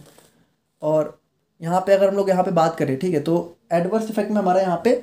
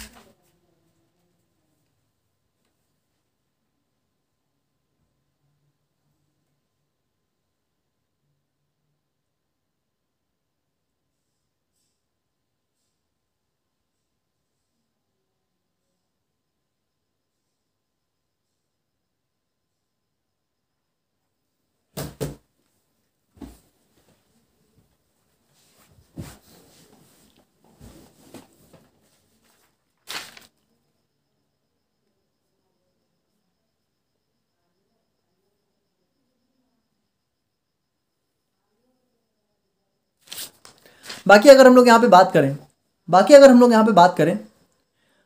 लोग यहाँ पे एडवर्स इफेक्ट की बात करें तो हमारा कफ हो गया, इरिटेशन हो गया, थ्रोट ड्राइनेस हो गई, हेडेक हो गया, नोजिया हो गया, ये सारे इसके साइड इफेक्ट हो जाते हैं। ठीक है। नेक्स्ट ड्रग हमारी आ जाती है इसके अंदर कॉर्टिकोस्टेरॉइड्स। तो कॉर्टिकोस्टेरॉइड्स को हम लोगों ने 5th सेम में भी देखा था, आप लोग को याद होना चाहिए। ठीक है। तो कॉर्टिकोस्टेरॉइड्स क्या होते हैं? ये हमारी एक टाइप की एंटी इन्फ्लेमेटरी ड्रग्स होती हैं, जो कि यहाँ पे देखिए भाई कॉर्टिकोस्टेरॉइड्स ना हमारी बॉडी में नेचुरली प्रोड्यूस होता है। एड्रिनल ग्लैंड हमारी बॉडी में नेचुरली प्रोड्यूस करती है, लेकिन जब हम लोग इसको बाहर से लेते तो हमारा सिंथेटिक हो गया। बाकी देखिए use to treat conditions like inflammation, allergy and autoimmune disorder. ठीक है। तो ऑटो इम्यून डिसऑर्डर्स में भी इनका जो है यूज देखने को मिलता है। मैकेनिज्म ऑफ एक्शन की बात करें तो यहाँ पे देखिए ये हमारा जो है ग्लूकोकॉर्टिकॉइड रिसेप्टर के साथ जो है बाइंड होती हैं, और उसकी वजह देखिए कॉर्टिकोस्टेरॉइड्स का मेन काम ही होता है इन्फ्लेमेशन को रिड्यूस करना। ठीक है। तो ये सब इन्फ्लेमेशन को सप्रेस कर देती है, जिसकी वजह से हमारे यहाँ पे इन्फ्लेमेटरी जो मेडिएटर्स होते हैं वो रिलीज नहीं होते हैं। ठीक है। Reduce airway swelling, mucus production and bronchoconstriction, जिसकी वजह से क्या होता है ना हमारा जो है स्वेलिंग को भी रिड्यूस करता है। ठीक है। स्वेलिंग को भी कम करता है, हमारा जो है म्यूकस प्रोडक्शन को भी कम करता है, और ब्रोंको कॉन्स्ट्रिक्शन को भी रोक देता है। तो यही सारी चीज़ें तो हमारे स्टमक में हो रही थी, जिसकी वजह से क्या होता है ये हमारा ब्रोंको डायलेटर्स की तरह काम करता है ना। फार्माकोकाइनेटिक्स की अगर हम लोग यहाँ पे बात करें तो यहाँ पे देखिए ये हमारा जो है इनहेलेशन और ओरली इनका एब्जॉर्प्शन हो जाता है, और बाकी देखिए ओरली भी इनको हम लोग ले सकते हैं, लेकिन इनहेल फॉर्म में इसकी बायोअवेलेबिलिटी हमारी काफ़ी अच्छी होती है। डिस्ट्रीब्यूशन की बात करें तो ये भी हमारा बॉडी में अच्छा खासा डिस्ट्रीब्यूशन देखने को मिल जाता है, और मेनली लंग्स में। ठीक है। तो लंग्स में ही काम है। मेटाबॉलिज्म की बात करें तो ये हमारा CYP450, ठीक है, साइटोक्रोम P450 एंजाइम के थ्रू इनका मेटाबॉलिज्म होता है। एक्सक्रीशन की बात करें तो ये मेनली हमारे यूरिन के थ्रू एक्सक्रीट कर दी जाती हैं। एग्जांपल्स की अगर हम लोग यहाँ पे बात करें तो यहाँ पे देखिए सिस्टमिक में हमारा हाइड्रोकॉर्टिसोन हो गया, प्रेडनिसोलोन हो गया, अदर्स हो गया। सिस्टमिक मतलब कि जो हमारी कह सकते हो ब्लड के थ्रू हम लोग यहाँ पे ले रहे हैं। ठीक है। मतलब ब्लड में जाके जो है काम कर रही हैं। और इनहेलेशन यानी डायरेक्टली जो लंग में पहुंच जाती है, तो इसमें हमारा बैक्लोमेथासोन हो गया, ठीक है, ब्यूडेसोनाइड हो गया, फ्लूटिकासोन हो गया। तो ये सारी हमारी जो है ड्रग्स हो जाती हैं। थेराप्यूटिक यूजेज की बात करें तो हमारा अस्थमा हो गया, अर्थराइटिस हो गया, ठीक है, एलर्जी हो गया, इन्फ्लामेशन, ऑटो इम्यूनिटी। ठीक है। तो ये सारे हमारे यूज मतलब इसके ऑटो इम्यून डिसऑर्डर्स वगैरह में। और एडवर्स इफेक्ट की बात करें तो हमारा वेट गेन हो गया, ऑस्टियोपोरोसिस मतलब कि हमारी जो बोन्स हैं, ठीक है, वो थोड़ी वीक हो जाती हैं। हाइपरटेंशन, हमारा ब्लड प्रेशर बढ़ सकता है। हाइपरग्लाइसेमिया, ब्लड शुगर लेवल बढ़ सकता है। और हमारा क्रसिंग सिंड्रोम। ठीक है। तो ये सारी चीज़ें हमें देखने को मिल जाती हैं। बाकी अगर हम लोग यहाँ पे बात करें तो नेक्स्ट हमारा जाता है एंटी IgE एंटीबॉडी। ठीक है। तो देखिए एंटी IgE एंटीबॉडी क्या होती है भाई? देखिए हमारी जो कह सकते हो जो हमारा एंटीजन है वो एट लास्ट में बाइंड किससे हो रहा है? एंटीबॉडी से। तो अगर हम लोग यहाँ पे कोई ऐसी ड्रग दे जो कि इस एंटीबॉडी को बाइंड ही होने से रोक दें, ठीक है, इस एंटीबॉडी पे खुद जाके बाइंड हो जाए, ठीक है, तो इसमें स्पेस ही ना बचे कि हमारे जो एंटीजन है वो आके बाइंड हो, तो वो ड्रग्स हमारी हो जाती है एंटी IgE एंटीबॉडी। देखिए ये हमारी वो मेडिकेशन होती है जो कि हमारा यहाँ पे क्या होता है, जो कि हमारा कह सकते हो कि मतलब देखिए इसमें होता क्या है भाई, सबसे पहले हमारा एंटीबॉडी का जो है जनरेशन होता है, और फिर जाके मास सेल पे बाइंड होती है। तो ये जो हमारी फ्री एंटीबॉडी होती है ना, तो ये जो एंटी IgE एंटीबॉडी है, ये इन्हीं फ्री एंटीबॉडी पे जाके क्या होता है हमारा बाइंड कर जाता है। ठीक है। और उनको यहाँ पे कह सकते हो यहाँ पे जो है हमारा न्यूट्रलाइज कर देता है, यानी कि वो हमारा मास सेल पे जाके जो है बाइंड ही नहीं कर पाती है, जिसकी वजह से हमारा फर्दर रिएक्शन भी रुक जाती हैं। ठीक है। तो ये हमारी वही है कि ये हमारे एंटी न्यूट्रलाइज करती हैं। ठीक है। इम्यूनोग्लोबुलिन, तो ये हमारा वही एंटीबॉडी होती है। बाकी की antibody involve in the allergic reaction. देखिए IgE का मतलब फुल फॉर्म होता है इम्यूनोग्लोबुलिन E। ठीक है। तो ये हमारे इसका फुल फॉर्म होता है। तो यही एंटीबॉडी हमारी इन्वॉल्व होती है, तो इन्हीं को यहाँ पे इनको बाइंड करके न्यूट्रलाइज कर देती है। ठीक है। Preventing it from triggering the release of histamine and the other inflammatory substance. देखिए और इसी की वजह से तो क्या होता है एट लास्ट में हमारा बाइंडिंग होता है और हमारा यहाँ पे रिलीज होता है। तो यही नहीं होगा तो हमारा यहाँ पे रुक जाएगा। मैकेनिज्म ऑफ एक्शन की बात करें तो यहाँ पे देखिए एंटी IgE एंटीबॉडी हमारा फ्री IgE से बाइंड हो जाता है, उसके बाद यहाँ पे न्यूट्रलाइज कर देता है, जिसकी वजह से ये मास सेल पे बाइंड नहीं हो पाती हैं, और जिसकी वजह से हमारा इन्फ्लामेटरी यहाँ पे रिलीज नहीं होते हैं, और यहाँ पे हमारा एलर्जिक इन्फ्लामेशन या फिर ब्रोंको कॉन्स्ट्रिक्शन यहाँ पे रिड्यूस हो जाता है। ठीक है। तो जब ये सभी चीज़ें रिड्यूस हो जाएंगी तो हमारा काम बन जाएगा। फार्माकोकाइनेटिक्स की अगर हम लोग यहाँ पे बात करें तो यहाँ पे देखिए इसका एब्जॉर्प्शन हम लोग यहाँ पे जो है इसको हम लोग यहाँ पे सबक्यूटेनियस रूट से जो है एडमिनिस्टर करते हैं। डिस्ट्रीब्यूशन यहाँ पे इसका ब्लड स्ट्रीम में वाइडली डिस्ट्रीब्यूशन देखने को मिलता है, जिसकी वजह से ये जो है IgE एंटीबॉडी को अच्छे से टारगेट करती हैं। मेटाबॉलिज्म की बात करते हैं प्रोटियोलाइटिक एंजाइम से ब्रेक डाउन की जाती हैं, और हमारा एक्सक्रीशन की बात करते हैं हमारा यूरिन से जो है एक्सक्रीट कर दी जाती हैं। और इसके अंदर जो हमारा मेन ड्रग आ जाते हैं वो हमारा ओमालीजुमैब। ठीक है। तो ये हमारी मेन ड्रग इसके अंदर देखने को मिल जाती है। नाउ थेराप्यूटिक यूज की बात करें तो अस्थमा हो गया, एलर्जी हो गया, साइनोसिटिस हो गया। ठीक है। और एडवर्स इफेक्ट की बात करें तो एनाफाइलैक्सिस, मतलब देखिए एनाफाइलैक्सिस जब हमारी बॉडी में जो है बहुत ज़्यादा एक कह सकते हो रिएक्शन हो जाता है। ठीक है। हमारे साइड इफेक्ट हो जाता है, हमारी बॉडी में रैसेज हो जाते हैं पूरी बॉडी में, तो ये एनाफाइलैक्सिस रिएक्शन हो सकती है। हेडेक हो सकता है, इंजेक्शन साइड रिएक्शन हो सकती है, मतलब इंजेक्शन वाली साइड पे कुछ रिएक्शन हो सकती है, फटीग हो सकता है, और अर्टिकारिया। ठीक है। अर्टिकारिया में भी हमारी बॉडी में जो है कह सकते हो जो है कुछ मतलब कि रैसेज हो जाते हैं। ठीक है। तो ये सारे हमारे साइड इफेक्ट हो जाते हैं। तो ये हो गया हमारे यहाँ पे complete anti asthmatic agents. Now अब हम लोग यहाँ पे बात करते हैं अपने सिलेबस के नेक्स्ट टॉपिक के बारे में, जो कि हमारा होने वाला है ड्रग्स यूज्ड इन सीओपीडी। ठीक है, तो बात करें हम लोग यहाँ पे drugs used in the management of COPD के बारे में। तो यहाँ पे देखिए सीओपीडी को ट्रीट मैनेज करने के लिए कौन कौन सी ड्रग्स यूज की जाती हैं, इसको समझने से पहले हम लोग बात करते हैं सीओपीडी के बारे में। तो देखिए सीओपीडी हमारा एक शॉर्ट फॉर्म है जिसका फुल फॉर्म होता है क्रॉनिक ऑब्स्ट्रक्टिव पुल्मोनरी डिजीज। बाकी देखिए ये हमारी कोई सिंगल डिजीज नहीं होती, बल्कि हमारी एक ग्रुप ऑफ लंग डिजीज होती है, जिसके अंदर हमारी मेनली दो डिजीज देखने को मिलती है। पहला हो जाता है एम्फाइसेमा, दूसरा हो जाता है क्रॉनिक ब्रोंकाइटिस। अब देखिए मेरी बात आप लोग ध्यान से सुनिए। सीओपीडी ना बहुत ही एक कह सकते हो हार्मफुल और डेंजरस डिजीज होती है, जो कि क्या होती है, प्रोग्रेसिव होती है और इरिवर्सिबल होती है। यानी किसी को एक बार सीओपीडी हो गया ना, तो धीरे धीरे उसकी कंडीशन और ख़राब होती ही जाएगी। और यहाँ पे पहली बात इसको ये इरिवर्सिबल होती है। तो यहाँ पे देखिए पहली बात, इसका ट्रीटमेंट तो एग्जिस्ट करता ही नहीं है, इसमें बस हम लोग यहाँ पे मैनेज करते हैं सिम्टम्स को सीओपीडी के। ठीक है, तो इसमें हम लोग क्या करते हैं, इसमें हम लोग वो ड्रग्स यूज करते हैं जो कि सीओपीडी के सिम्टम्स को मैनेज करती है, बाकी इसका ट्रीटमेंट वगैरह नहीं होता है। बिल्कुल हमारा अस्थमा जैसा ही होता है, लेकिन ये थोड़ा सा और जो है हार्मफुल होता है, डेंजरस होता है। ठीक है, नाउ अगर हम लोग यहाँ पे बात करें तो इसके अंदर हमारी दो डिजीज आती हैं, एम्फाइसेमा और क्रॉनिक ब्रोंकाइटिस। तो इनको एक एक करके देखते हैं। सबसे पहले बात करें एम्फाइसेमा के बारे में। तो देखिए ये हमारी एक बहुत ही long term progressive lung disease होती है, जिसके अंदर क्या होता है, जिसके अंदर जो हमारा एयर सैक्स है, ठीक है, वो हमारा डैमेज हो जाता है। यानी आप लोग ध्यान से समझिए, इसमें होता क्या है, जो हमारा एम्फाइसेमा होता है, तो इसमें जो हमारा एल्वियोली होता है ना, जहाँ से हमारा O2 और CO2 का एक्सचेंज होता है, तो यही डैमेज हो जाता है। यानी इसके अंदर हमारा इन्फ्लामेशन हो जाता है, जिसकी वजह से हमारे यहाँ पे बहुत ही डिफिकल्टी हो जाती है ब्रीदिंग में भाई। क्योंकि देखिए एट लास्ट में एक्सचेंज तो इसी से हो रहा है ना, तो जब एक्सचेंज ही नहीं अच्छे से हो पाएगा तो हमारा क्या होगा, ब्रीदिंग डिफिकल्टी होगी। This damage causes the air sacs to lose their elasticity, making it harder for them to expand and contract। देखिए ये जो हमारा एयर सैक्स होते हैं ना, तो देखिए ये होता क्या है, जब ये एक्सचेंज करते हैं ना, ये थोड़ा सा कॉन्ट्रैक्ट और रिलैक्स करते हैं। और देखिए ये कर क्यों पाते हैं, क्योंकि जो इनकी मसल्स है ना, वो इलास्टिक नेचर की होती है। ठीक है, तो ये इलास्टिक नेचर की होती है। तो यहाँ पे होता क्या है कि एम्फाइसेमा में जो इनकी इलास्टिसिटी होती है ना, यही खत्म हो जाती है। तो जब इलास्टिसिटी अच्छे से नहीं रह पाएगी, तो यहाँ पे क्या होगा भाई, ये अच्छे से अपना काम नहीं कर पाएंगे।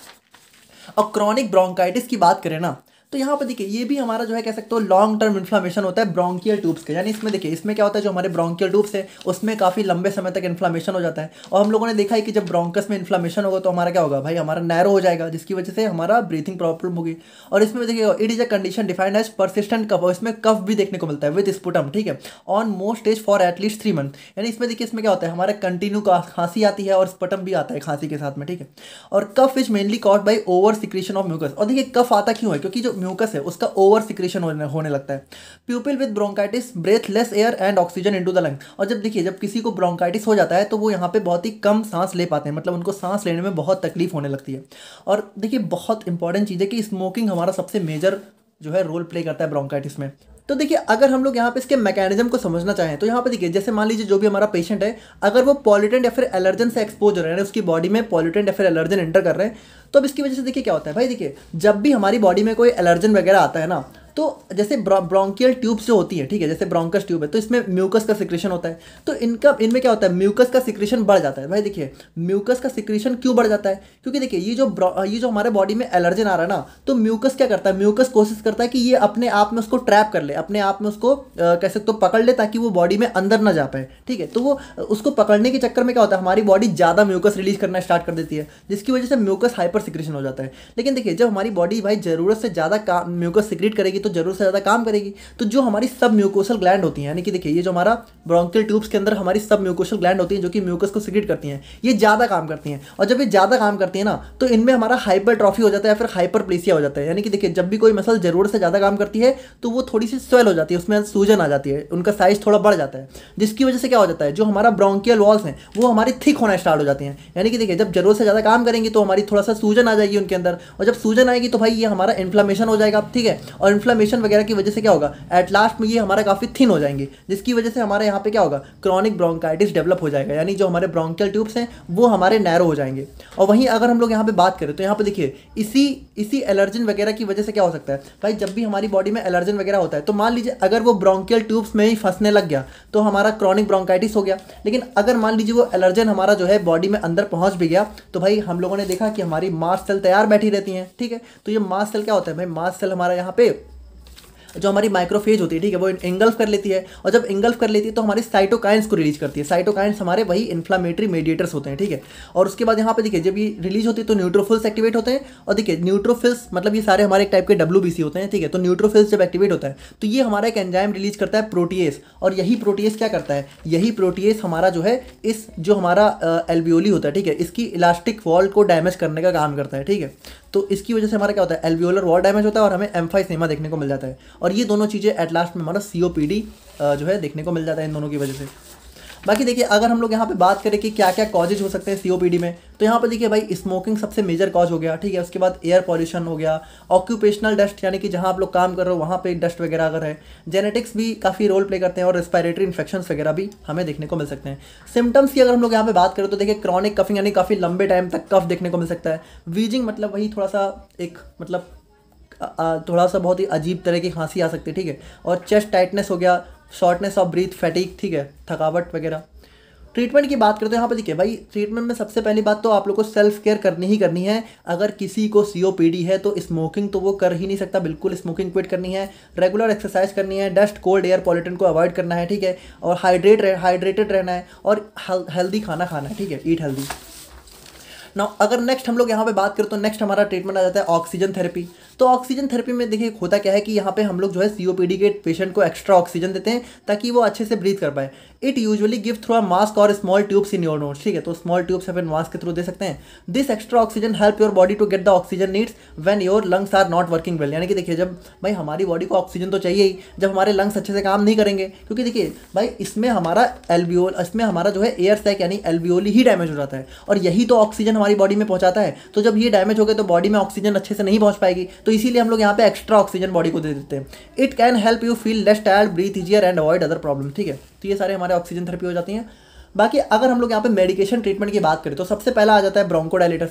तो भाई ब्रोंकोडायलेटर सिंपल सी बात है कि हमारे ब्रोंकस को डायलेट कर देंगे, जिसकी वजह से हम लोग यहाँ पे अच्छे से सांस ले पाएंगे, और इसको हम लोगों ने देखा ही हमारा सेम हो जाता है वही हमारा अस्थमा वाला, ठीक है। तो इसके अंदर भी बीटा-2 एगोनिस्ट हो गया, एंटीकोलिनर्जिक, मिथाइलजेनेस, सब चीज़ें हम लोगों ने देखी हैं, सारी प्रॉपर्टी हमारी एंटी एस्थमेटिक ड्रग्स में मेंशन है, आप लोग देख लीजिएगा। बाकी देखिए ये हमारी इनहेल्ड मेडिकेशंस होती हैं, ठीक है, कुछ हमारी इनहेल मेडिकेशंस भी होती है जैसे एंटी मैस्कुरेनिक हो गया, ठीक है। और उसके बाद यहाँ पे देखिए और ये सारी हमारी जो इनहेल मेडिकेशंस होती है ना, इनको हम लोग यहाँ पे बीटा-2 एगोनिस्ट के साथ में देते हैं, ठीक है, मतलब कि कंबाइंड फॉर्म में दे देते हैं। They are used either alone or combined, ठीक है, तो इनको एलॉन या फिर कंबाइंड फॉर्म में यूज कर सकते हैं, जैसे सॉल्ब्यूटामॉल और इप्राट्रोपियम, ठीक है, साल्मेट्रॉल और टायोट्रोपियम। तो ये हमारे यहाँ पे जो है एक कॉम्बिनेशन भी हम लोग यहाँ पे इसमें यूज़ कर सकते हैं। और उसके बाद हमारा नेक्स्ट आ जाता है एंटी इन्फ्लामेटरी एजेंट्स, ठीक है। तो यहाँ पे देखिए सबसे पहले हम लोगों ने देखा ब्रोंकोडायलेटर्स, आप देख रहे हैं एंटी इन्फ्लेमेटरी। तो एंटी इन्फ्लेमेटरी मतलब सिंपल सी बात है भाई, ये हमारे इन्फ्लेमेशन प्रोड्यूस करेंगे। तो एग्जांपल में देखिए हमारा मेन जो ड्रग आ जाती है कॉर्टिकोस्टेरॉइड्स। तो कॉर्टिकोस्टेरॉइड्स आप लोग को पता ही हमारे एंटी इन्फ्लेमेटरी ड्रग्स होती हैं, तो इसको हम लोग यहाँ पे पिल्स या फिर इनहेलेशन के फॉर्म में दे सकते हैं। एग्जाम्पल हमारा हाइड्रोकॉर्टिसोन हो गया, प्रेडनिसोलोन हो गया, फार्माकोकाइनेटिक्स, ये सब चीज़ें हम लोगों ने देखी है। देखिए आप लोग अस्थमा वाला लेक्चर आप लोगों ने देखा, ये सब चीज़ें वही चीज़ें तो आप लोग देख लीजिएगा। मैकेनिज्म की बात करें तो हमारा वही इन्फ्लेमेशन कॉज करता है, ठीक है, इम्यून सेल्स की एक्टिविटी को डिक्रीज कर देता है, जिसकी वजह से हमारा म्यूकस प्रोडक्शन कम हो जाता है और हमें एयर फ्लो अच्छे से देखने को मिल जाता है। और बाकी देखिए अगर हम लोग यहाँ पे थेराप्यूटिक यूजेस की बात करें तो हमारा inflammation, asthma, COPD, allergy, auto immune diseases, ठीक है। और एडवर्स इफेक्ट की बात करें तो हमारा ऑस्टियोपोरोसिस, हाइपरटेंशन, डायबिटीज, ग्लाउकोमा, ठीक है। ग्लाउकोमा मतलब कि हमारी आंखों में सूजन वगैरह, ठीक है, हमारी बॉडी में, और उसके बाद वेट गेन वगैरह, तो ये सारी चीज़ें हमारी यहाँ पे देखने को मिल जाती हैं। नाउ नेक्स्ट हमारी आ जाती है ल्यूकोट्राइन मॉडिफायर। तो देखिए ल्यूकोट्राइन हम लोगों ने देखा ही हमारा वो इन्फ्लामेटरी मेडिएटर होता है जो कि हमारा इन्फ्लामेशन कॉज करता है। तो अगर हम लोग इन्फ्लामेशन होने से रोक दे तब भी हमारा काफ़ी रिलीफ हो जाएगा। तो ल्यूकोट्राइन मॉडिफायर वो होते हैं जो कि हमारे ल्यूकोट्राइन को जो है ब्लॉक कर देते हैं, ठीक है, जिसकी वजह से हमारा इन्फ्लामेशन यहाँ पे रुक जाता है। They are use to prevent mild to moderate asthma and can be used alternative to inhale steroids. तो यहाँ पे देखिए भाई इसको हम लोग यहाँ पे स्टेरॉइड्स मतलब जो हमारे कॉर्टिकोस्टेरॉइड्स थे उनके अल्टरनेट के फॉर्म में यूज़ कर सकते हैं, जैसे मॉन्टेल्यूकास, जाफिरलुकास। तो ये सारी हमारी ड्रग हो जाती हैं। मैकेनिज्म ऑफ एक्शन की बात करें तो ये हमारे जो है ल्यूकोट्राइन रिसेप्टर को ब्लॉक कर देते हैं, जिसकी वजह से हमारी स्वेलिंग रिड्यूस हो जाती है, एयरवे रिलैक्स हो जाते हैं, म्यूकस प्रोडक्शन भी कम हो जाता है और हमारा एयर फ्लो इंप्रूव हो जाता है। और बाकी फार्माकोकाइनेटिक्स की बात करें तो सेम ही है, हम लोगों ने देखा ही कि हमारा डाइजेस्टिव सिस्टम से वेल एब्जॉर्ब हो जाता है, ठीक है। और देखिए सेम ही है, सब चीज़ें हम लोगों ने देखा है, थेराप्यूटिक यूज भी आप लोग देख लीजिएगा, और एडवर्स इफेक्ट, तो ये सब चीज़ें हम लोगों ने अस्थमा में अच्छे से देखी हैं, सेम ही है, मतलब कुछ खास डिफरेंस नहीं है, क्योंकि देखिए लगभग सेम ही ड्रग हैं। और फिर हमारे फॉस्फोडाइस्ट्रेट्स इनहिबिटर्स, तो इसको भी हम लोगों ने देखा कि हमारा फॉस्फोडाइस्ट्रेट्स को ब्लॉक करके हमारा क्या होता है, कैल्शियम के लेवल्स को डिक्रीज करते हैं, जिसकी वजह से हमारा जो एयरवे है वो रिलैक्स हो जाता है। इसको भी हम लोगों ने देखा है। मैकेनिज्म ऑफ एक्शन की बात करते तो हमारा PD4 एंजाइम को ब्लॉक कर देती हैं, जिसकी वजह से हमारा स्वेलिंग रिड्यूस हो जाती है और हमारे यहाँ पे एयरवे थोड़ा सा रिलैक्स हो जाता है। देखिए ये सब चीज़ें अगर आप लोगों ने एस्थमा वाला लेक्चर अभी देखा है तो सब चीज़ें हम लोगों ने डिस्कस करी है, ठीक है। ऐसा नहीं है कि हम बता नहीं रहे, इसको हम लोगों ने ऑलरेडी डिस्कस कर लिया है। बाकी आप लोगों को पता है लेक्चर ऑलरेडी बहुत लेंदी हो रहा है, तो इसीलिए थोड़ा सा यहाँ पे जल्दी जल्दी हम लोग चल रहे हैं। फार्माकोकाइनेटिक्स भी सेम ही रहने वाला है, ठीक है। हम लोगों ने देखा है कि हमारा वेल अब्जॉर्ब हो जाते हैं और उसके बाद मेटाबोलाइज हो जाता है। यूजेस की बात करें तो COPD हो गया, क्रॉनिक ब्रोंकाइटिस हो गया, एम्फाइसेमा, तो ये सब भी हमारे यूजेस हो जाते हैं। Nausea, diarrhoea, headache, weight loss, insomnia, ये सारे हमारे एडवर्स इफेक्ट हो गए। तो ये हो गए हमारे यहाँ पे drugs used in the treatment of COPD। Now अब हम लोग यहाँ पे बात करते हैं नेक्स्ट टॉपिक के बारे में, जो कि हमारा होने वाला है एक्सपेक्टोरेंट एंड एंटीटेसिव। तो अब देखिए, अब हम लोग यहाँ पे बात करें जो है एक्सपेक्टोरेंट्स और एंटीटेसिव के बारे में। तो ये देखिए, आप लोगों को याद हो तो हम लोगों ने फर्स्ट सेम में ही इनऑर्गेनिक केमिस्ट्री में, फार्मास्यूटिकल इनऑर्गेनिक केमिस्ट्री में एक्सपेक्टोरेंट एंड एंटीटेसिव के बारे में बात करी थी।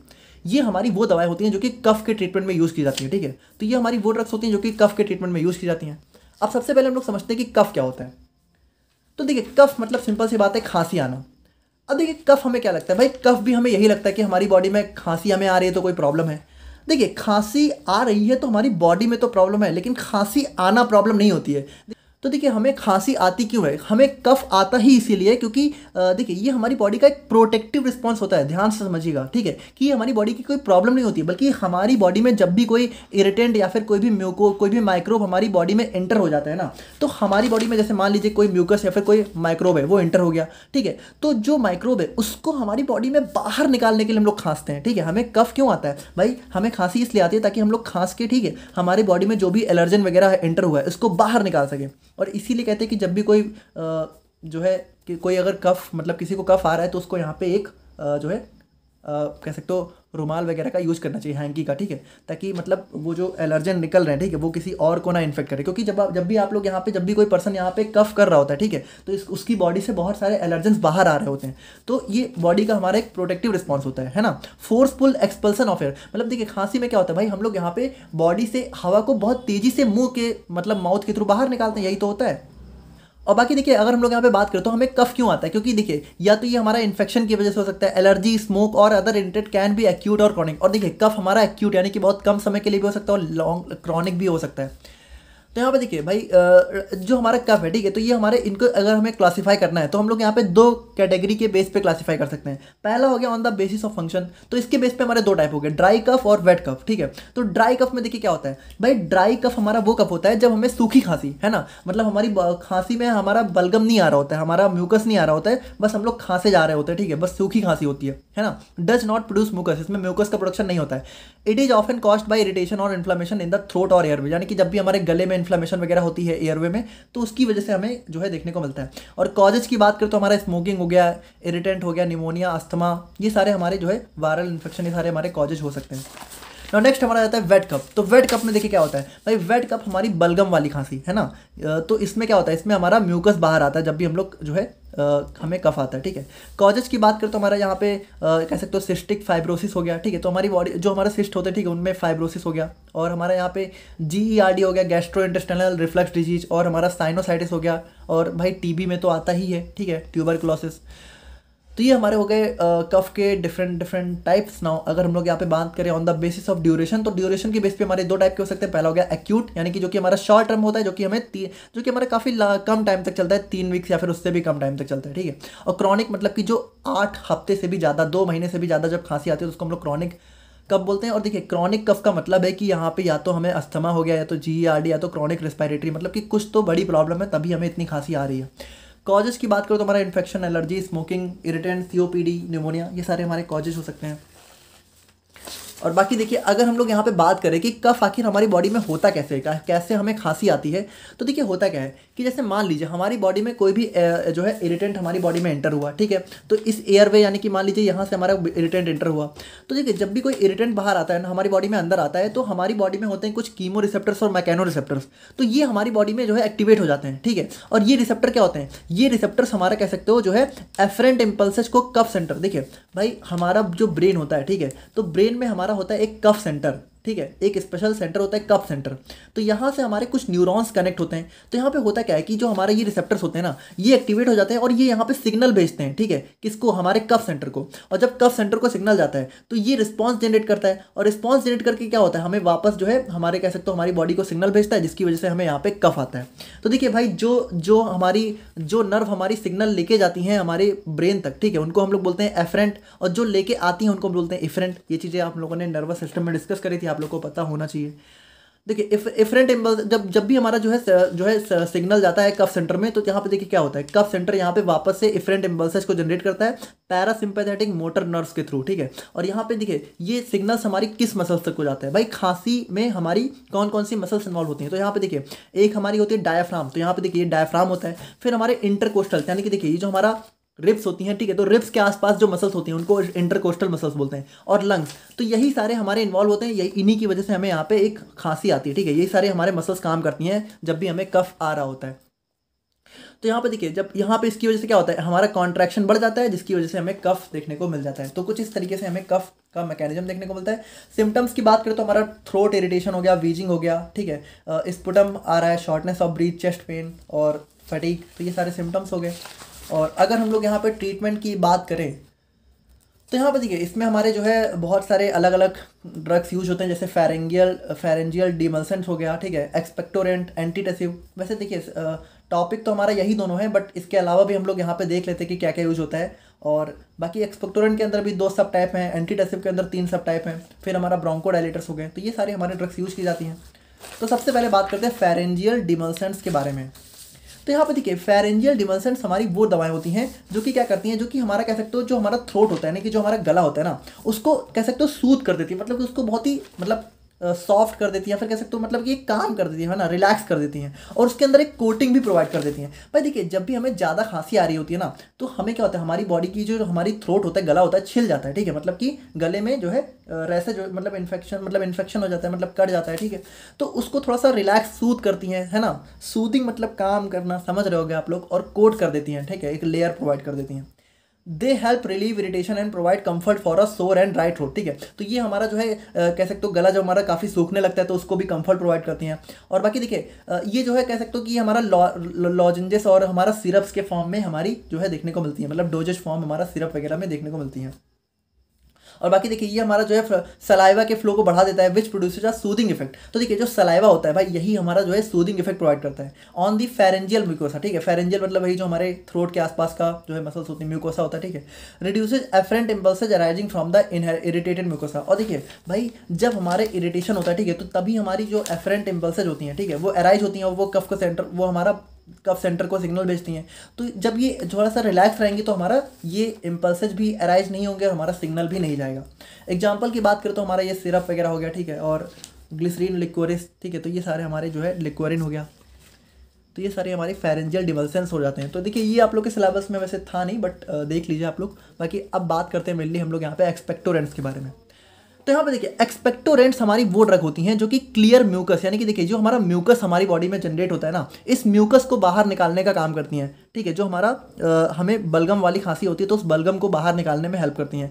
बाकी देखिए इनको हम लोग यहाँ पे म्यूकोकाइनेटिक्स के नाम से भी जानते हैं। और ये क्या करती हैं, they work by thinning and loosing the mucus, making it easier to out by coughing or out sputum by coughing. यानी कि देखिए ये हमारे म्यूकस को ना काफ़ी पतला कर देती हैं। भाई म्यूकस जैसे भाई देखिए जितना ज़्यादा विस्कस गाढ़ा होगा उतना ज़्यादा हमें प्रॉब्लम होगी बॉडी से बाहर निकालने में। लेकिन अगर ये काफ़ी थिन हो जाए, काफ़ी और लूज हो जाए, तो हम लोग यहाँ पे इजीली उसको बाहर निकाल सकते हैं। They help relieve symptoms of congestion in conditions like colds and bronchitis, ठीक है। तो कंजेशन मतलब कि बहुत ज़्यादा टाइटनेस है, ठीक है, बहुत ज़्यादा भारीपन, बहुत ज़्यादा मतलब कंजेशन मतलब आप समझ लो बहुत ज़्यादा मतलब टाइटनेस वगैरह है, ठीक है। तो वहाँ पे हमारा थोड़ा सा रिलीफ प्रोवाइड करने का काम करता है। एग्जाम्पल की बात करो तो हमारा गाउफेनेसिन हो गया, ठीक है, एसिटाइसिस्टीन हो गया, ठीक है, ब्रोमहेक्सिन हो गया, एम्ब्रोक्सोल हो गया। और बाकी देखिए ये भी हमारे 2 टाइप के होते हैं। एक्सपेक्टोरेंट हमारे 2 टाइप के होते हैं, एक होता है सिक्रेशन इन्हेंसर और एक होता है म्यूकोलाइटिक्स। तो देखिए सिक्रेशन इन्हेंसर की बात करें तो ये हमारी वो दवाएं होती हैं, वो एक्सपेक्टोरेंट होते हैं जो कि हमारा कह सकते हो हमारे म्यूकस के प्रोडक्शन को ही बढ़ा देते हैं। यानी हमारी बॉडी में ज़्यादा से ज़्यादा म्यूकस प्रोड्यूस होने लगता है। देखिए जितना म्यूकस प्रोड्यूस होगा उतना ईजिली हमारी बॉडी में जो भी हमारी बॉडी में फॉरेन पार्टिकल्स हैं वो बाहर निकल जाएंगे, ठीक है। तो ये हमारा सीरस मसल्स मतलब ये इन्वॉल्व होती है म्यूकस प्रोडक्शन में, तो उनको ही उनके काम करने को बढ़ा देता है। They work by stimulating serous gland secretions increasing mucus production. ठीक है, मैकेनिज्म की बात करें तो वही है कि हमारा म्यूकस प्रोडक्शन को बढ़ा देता है, जिसकी वजह से म्यूकस हमारा देखिए ये हमारे म्यूकस को थोड़ा सा स्टिकी और थिक भी बना देती हैं, जिसकी वजह से हमारा यहाँ पे ठीक है। और यहाँ पे देखिए भाई एक चीज़ समझिए कि थिक म्यूकस को एक्सक्रीट करना थोड़ा सा डिफिकल्ट होता है, लेकिन चूंकि ये हमारा क्या करता है, ये हमारा थोड़ा सा जो है पहली बात तो म्यूकस के प्रोडक्शन को ही इतना बढ़ा देती हैं कि हमारी बॉडी इजिली जो है उसको बाहर निकाल पाती है और हमारे ब्रीथिंग भी इंप्रूव हो जाती है। नाउ फार्माकोकाइनेटिक्स की हम लोग बात करें तो एब्जॉर्प्शन यहाँ पे देखिए ओरली हम लोग यहाँ पे इसको ले सकते हैं, ठीक है, और यहाँ पे जीआईटी के थ्रू हमारा ब्लड स्ट्रीम में इजिली एब्जॉर्ब हो जाता है। डिस्ट्रीब्यूशन की बात करें तो हमारा ब्लड स्ट्रीम से जो है रेस्पिरेटरी ट्रैक्ट के में बहुत अच्छा खासा डिस्ट्रीब्यूशन हो जाता है, जिसकी वजह से हमारे यहाँ पे म्यूकस प्रोडक्शन में यहाँ पे इसका इफेक्ट देखने को मिलता है। मेटाबॉलाइज हमारा लिवर में और एक्सक्रीशन हमारा किडनी के थ्रू हो जाता है। थेराप्यूटिक यूजेस की बात करें तो हमारा क्रफ हो गया, ब्रोंकाइटिस हो गया, asthma, COPD, common cold, sinusitis. ठीक है, तो ये सारे हमारे इसके मतलब साइनोसाइटिस मतलब हम लोगों ने देखा ही था कि हमारी जो नोज के आसपास की कैविटी है वहाँ पे इन्फ्लामेशन हो जाता है। एडवर्स इफेक्ट की बात करें तो nausea, vomiting, dizziness, headache, rashes, DIT, discomfort, यही सारे हमारे साइड इफेक्ट हो गए ना। सेकंड ड्रग की बात करते हैं हमारा आ जाता है म्यूकोलाइटिक्स। तो म्यूकोलाइटिक्स देखिए क्या होते हैं, these are the type of expectorant that break down mucus making it easier to expel by thinning it. यानी कि देखिए ये हमारी वो ड्रग होती हैं जो कि म्यूकस को थिन कर देती हैं, उसको पतला कर देती हैं, जिसकी वजह से वो इजिली हमारी बॉडी से बाहर आ जाता है। और ये काम कैसे करती हैं, ये हमारे म्यूकस में एक होता है डाइसल्फाइड बॉन्ड, उसको ब्रेक कर देती हैं, जिसकी वजह से हमारा म्यूकस की विस्कोसिटी कम हो जाती है और हमारा म्यूकस एक्सपेल्सन बढ़ जाता है। बाकी देखिए अगर हम लोग यहाँ पे मैकेनिज्म ऑफ एक्शन की बात करें तो वही हमारा जो डाइसल्फाइड बॉन्ड है उसको ब्रेक कर देती है, जिसकी वजह से हमारा म्यूकस जो है थिनर हो जाता है, लेस थिक हो जाता है, जिसकी वजह से हमारा काफ़ी लूज हो जाता है और हमारा एयरवे से जो है इजिली वो जो है क्लियर हो पाता है। ठीक है, making it easier to coughing and expel mucus. और देखिए भाई जब म्यूकस हमारा थोड़ा सा थिन रहेगा तो खांसी मतलब खांसने में हमें ज़्यादा तकलीफ नहीं होगी। फार्माकोकाइनेटिक्स की बात करें तो एब्जॉर्प्शन हमारा जीआईटी से हो जाता है, ठीक है, डिस्ट्रीब्यूशन हमारा लंग्स वगैरह में अच्छे से देखने को मिल जाता है। मेटाबॉलिज्म हमारा लिवर से और एक्सक्रीशन हमारा किडनी से हो जाता है। थेराप्यूटिक यूजेस की बात करें तो ब्रोंकाइटिस हो गया, सीओपीडी, अस्थमा, सिस्टिक फाइब्रोसिस और हमारा यहाँ पे न्यूमोनिया, तो इन सब में हमारा यहाँ पे इसका यूज देखने को मिल जाता है। एडवर्स इफेक्ट की बात करें तो हमारा nausea, vomiting, diarrhoea, rashes, bronchospasm, mouth irritation, ये सारे हमारे इसके एडवर्स इफेक्ट हो जाते हैं। नाउ नेक्स्ट हमारा जाता है एंटीटेसिव। ठीक है, तो देखिए हमारा टॉपिक ही है एक्सपेक्टोरेंट एंड एंटीटेसिव। तो एंटीटेसिव देखिए एंटीटेसिव क्या होता है, ये हमारी वो मेडिकेशंस होती हैं जो कि कफ को ही रोक देती हैं। मतलब देखिए भाई जब भी हमें जो है ये मेनली कहाँ काम करते हैं, ये मेनली ड्राई कफ में काम करती हैं, क्योंकि देखिए ड्राई कफ में कोई म्यूकस नहीं आ रहा होता है। ड्राई कफ जो है जनरली जब हमारे गले में कुछ इन्फेक्शन हो जाता है तभी हमें जो है सूखी खांसी आती है। तो उस केस में हमें चाहिए होता है कि हमें खांसी ना आए, ठीक है, क्योंकि पेशेंट को बहुत तकलीफ होती है सूखी खांसी में।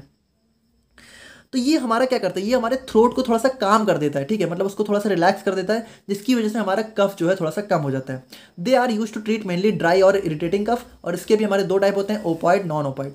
तो ओपॉइड एंटीटेसिव की बात करें तो देखिए ओपॉइड एंटीटेसिव वो ड्रग्स होते हैं जिनके अंदर हमें ओपॉइड देखने को मिलता है, ओपॉइड ड्रग्स, ठीक है। और ओपॉइड ड्रग्स हमारी वो ड्रग्स होती हैं जो कि ओपियम पॉपी हमारा एक प्लांट होता है वहाँ से ऑब्टेन की जाती हैं, जैसे इसका एग्जांपल हो गया कोडीन, ठीक है। और they work by affecting the brain's cough centre to reduce the urge of cough. यानी कि देखिए भाई कफ हमें आता क्यों है, क्योंकि हमारा जो मेडुला होता है, कफ सेंटर होता है हमारे ब्रेन में, वही सिग्नल भेजता है तभी हम लोग खांसते हैं। तो अगर वो सिग्नल ही ना भेजे तो हम लोग यहाँ पे खांसेंगे नहीं, हमारी खांसी नहीं आएगी।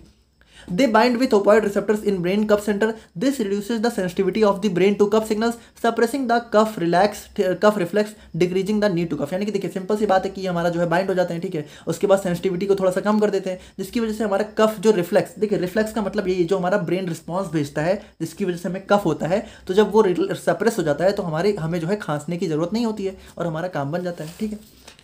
नाउ फार्माकोकाइनेटिक्स की हम लोग यहाँ पे बात करें तो एब्जॉर्प्शन की बात करें तो हमारा जीआईटी से अच्छे से एब्जॉर्ब हो जाते हैं, ठीक है, वाइडली डिस्ट्रीब्यूशन हो जाता है, ठीक है, ब्रेन और लंग्स में भी यहाँ पे डिस्ट्रीब्यूट हो जाते हैं, ठीक है, मतलब ब्रेन में भी इसका डिस्ट्रीब्यूशन हमें देखने को मिल जाता है।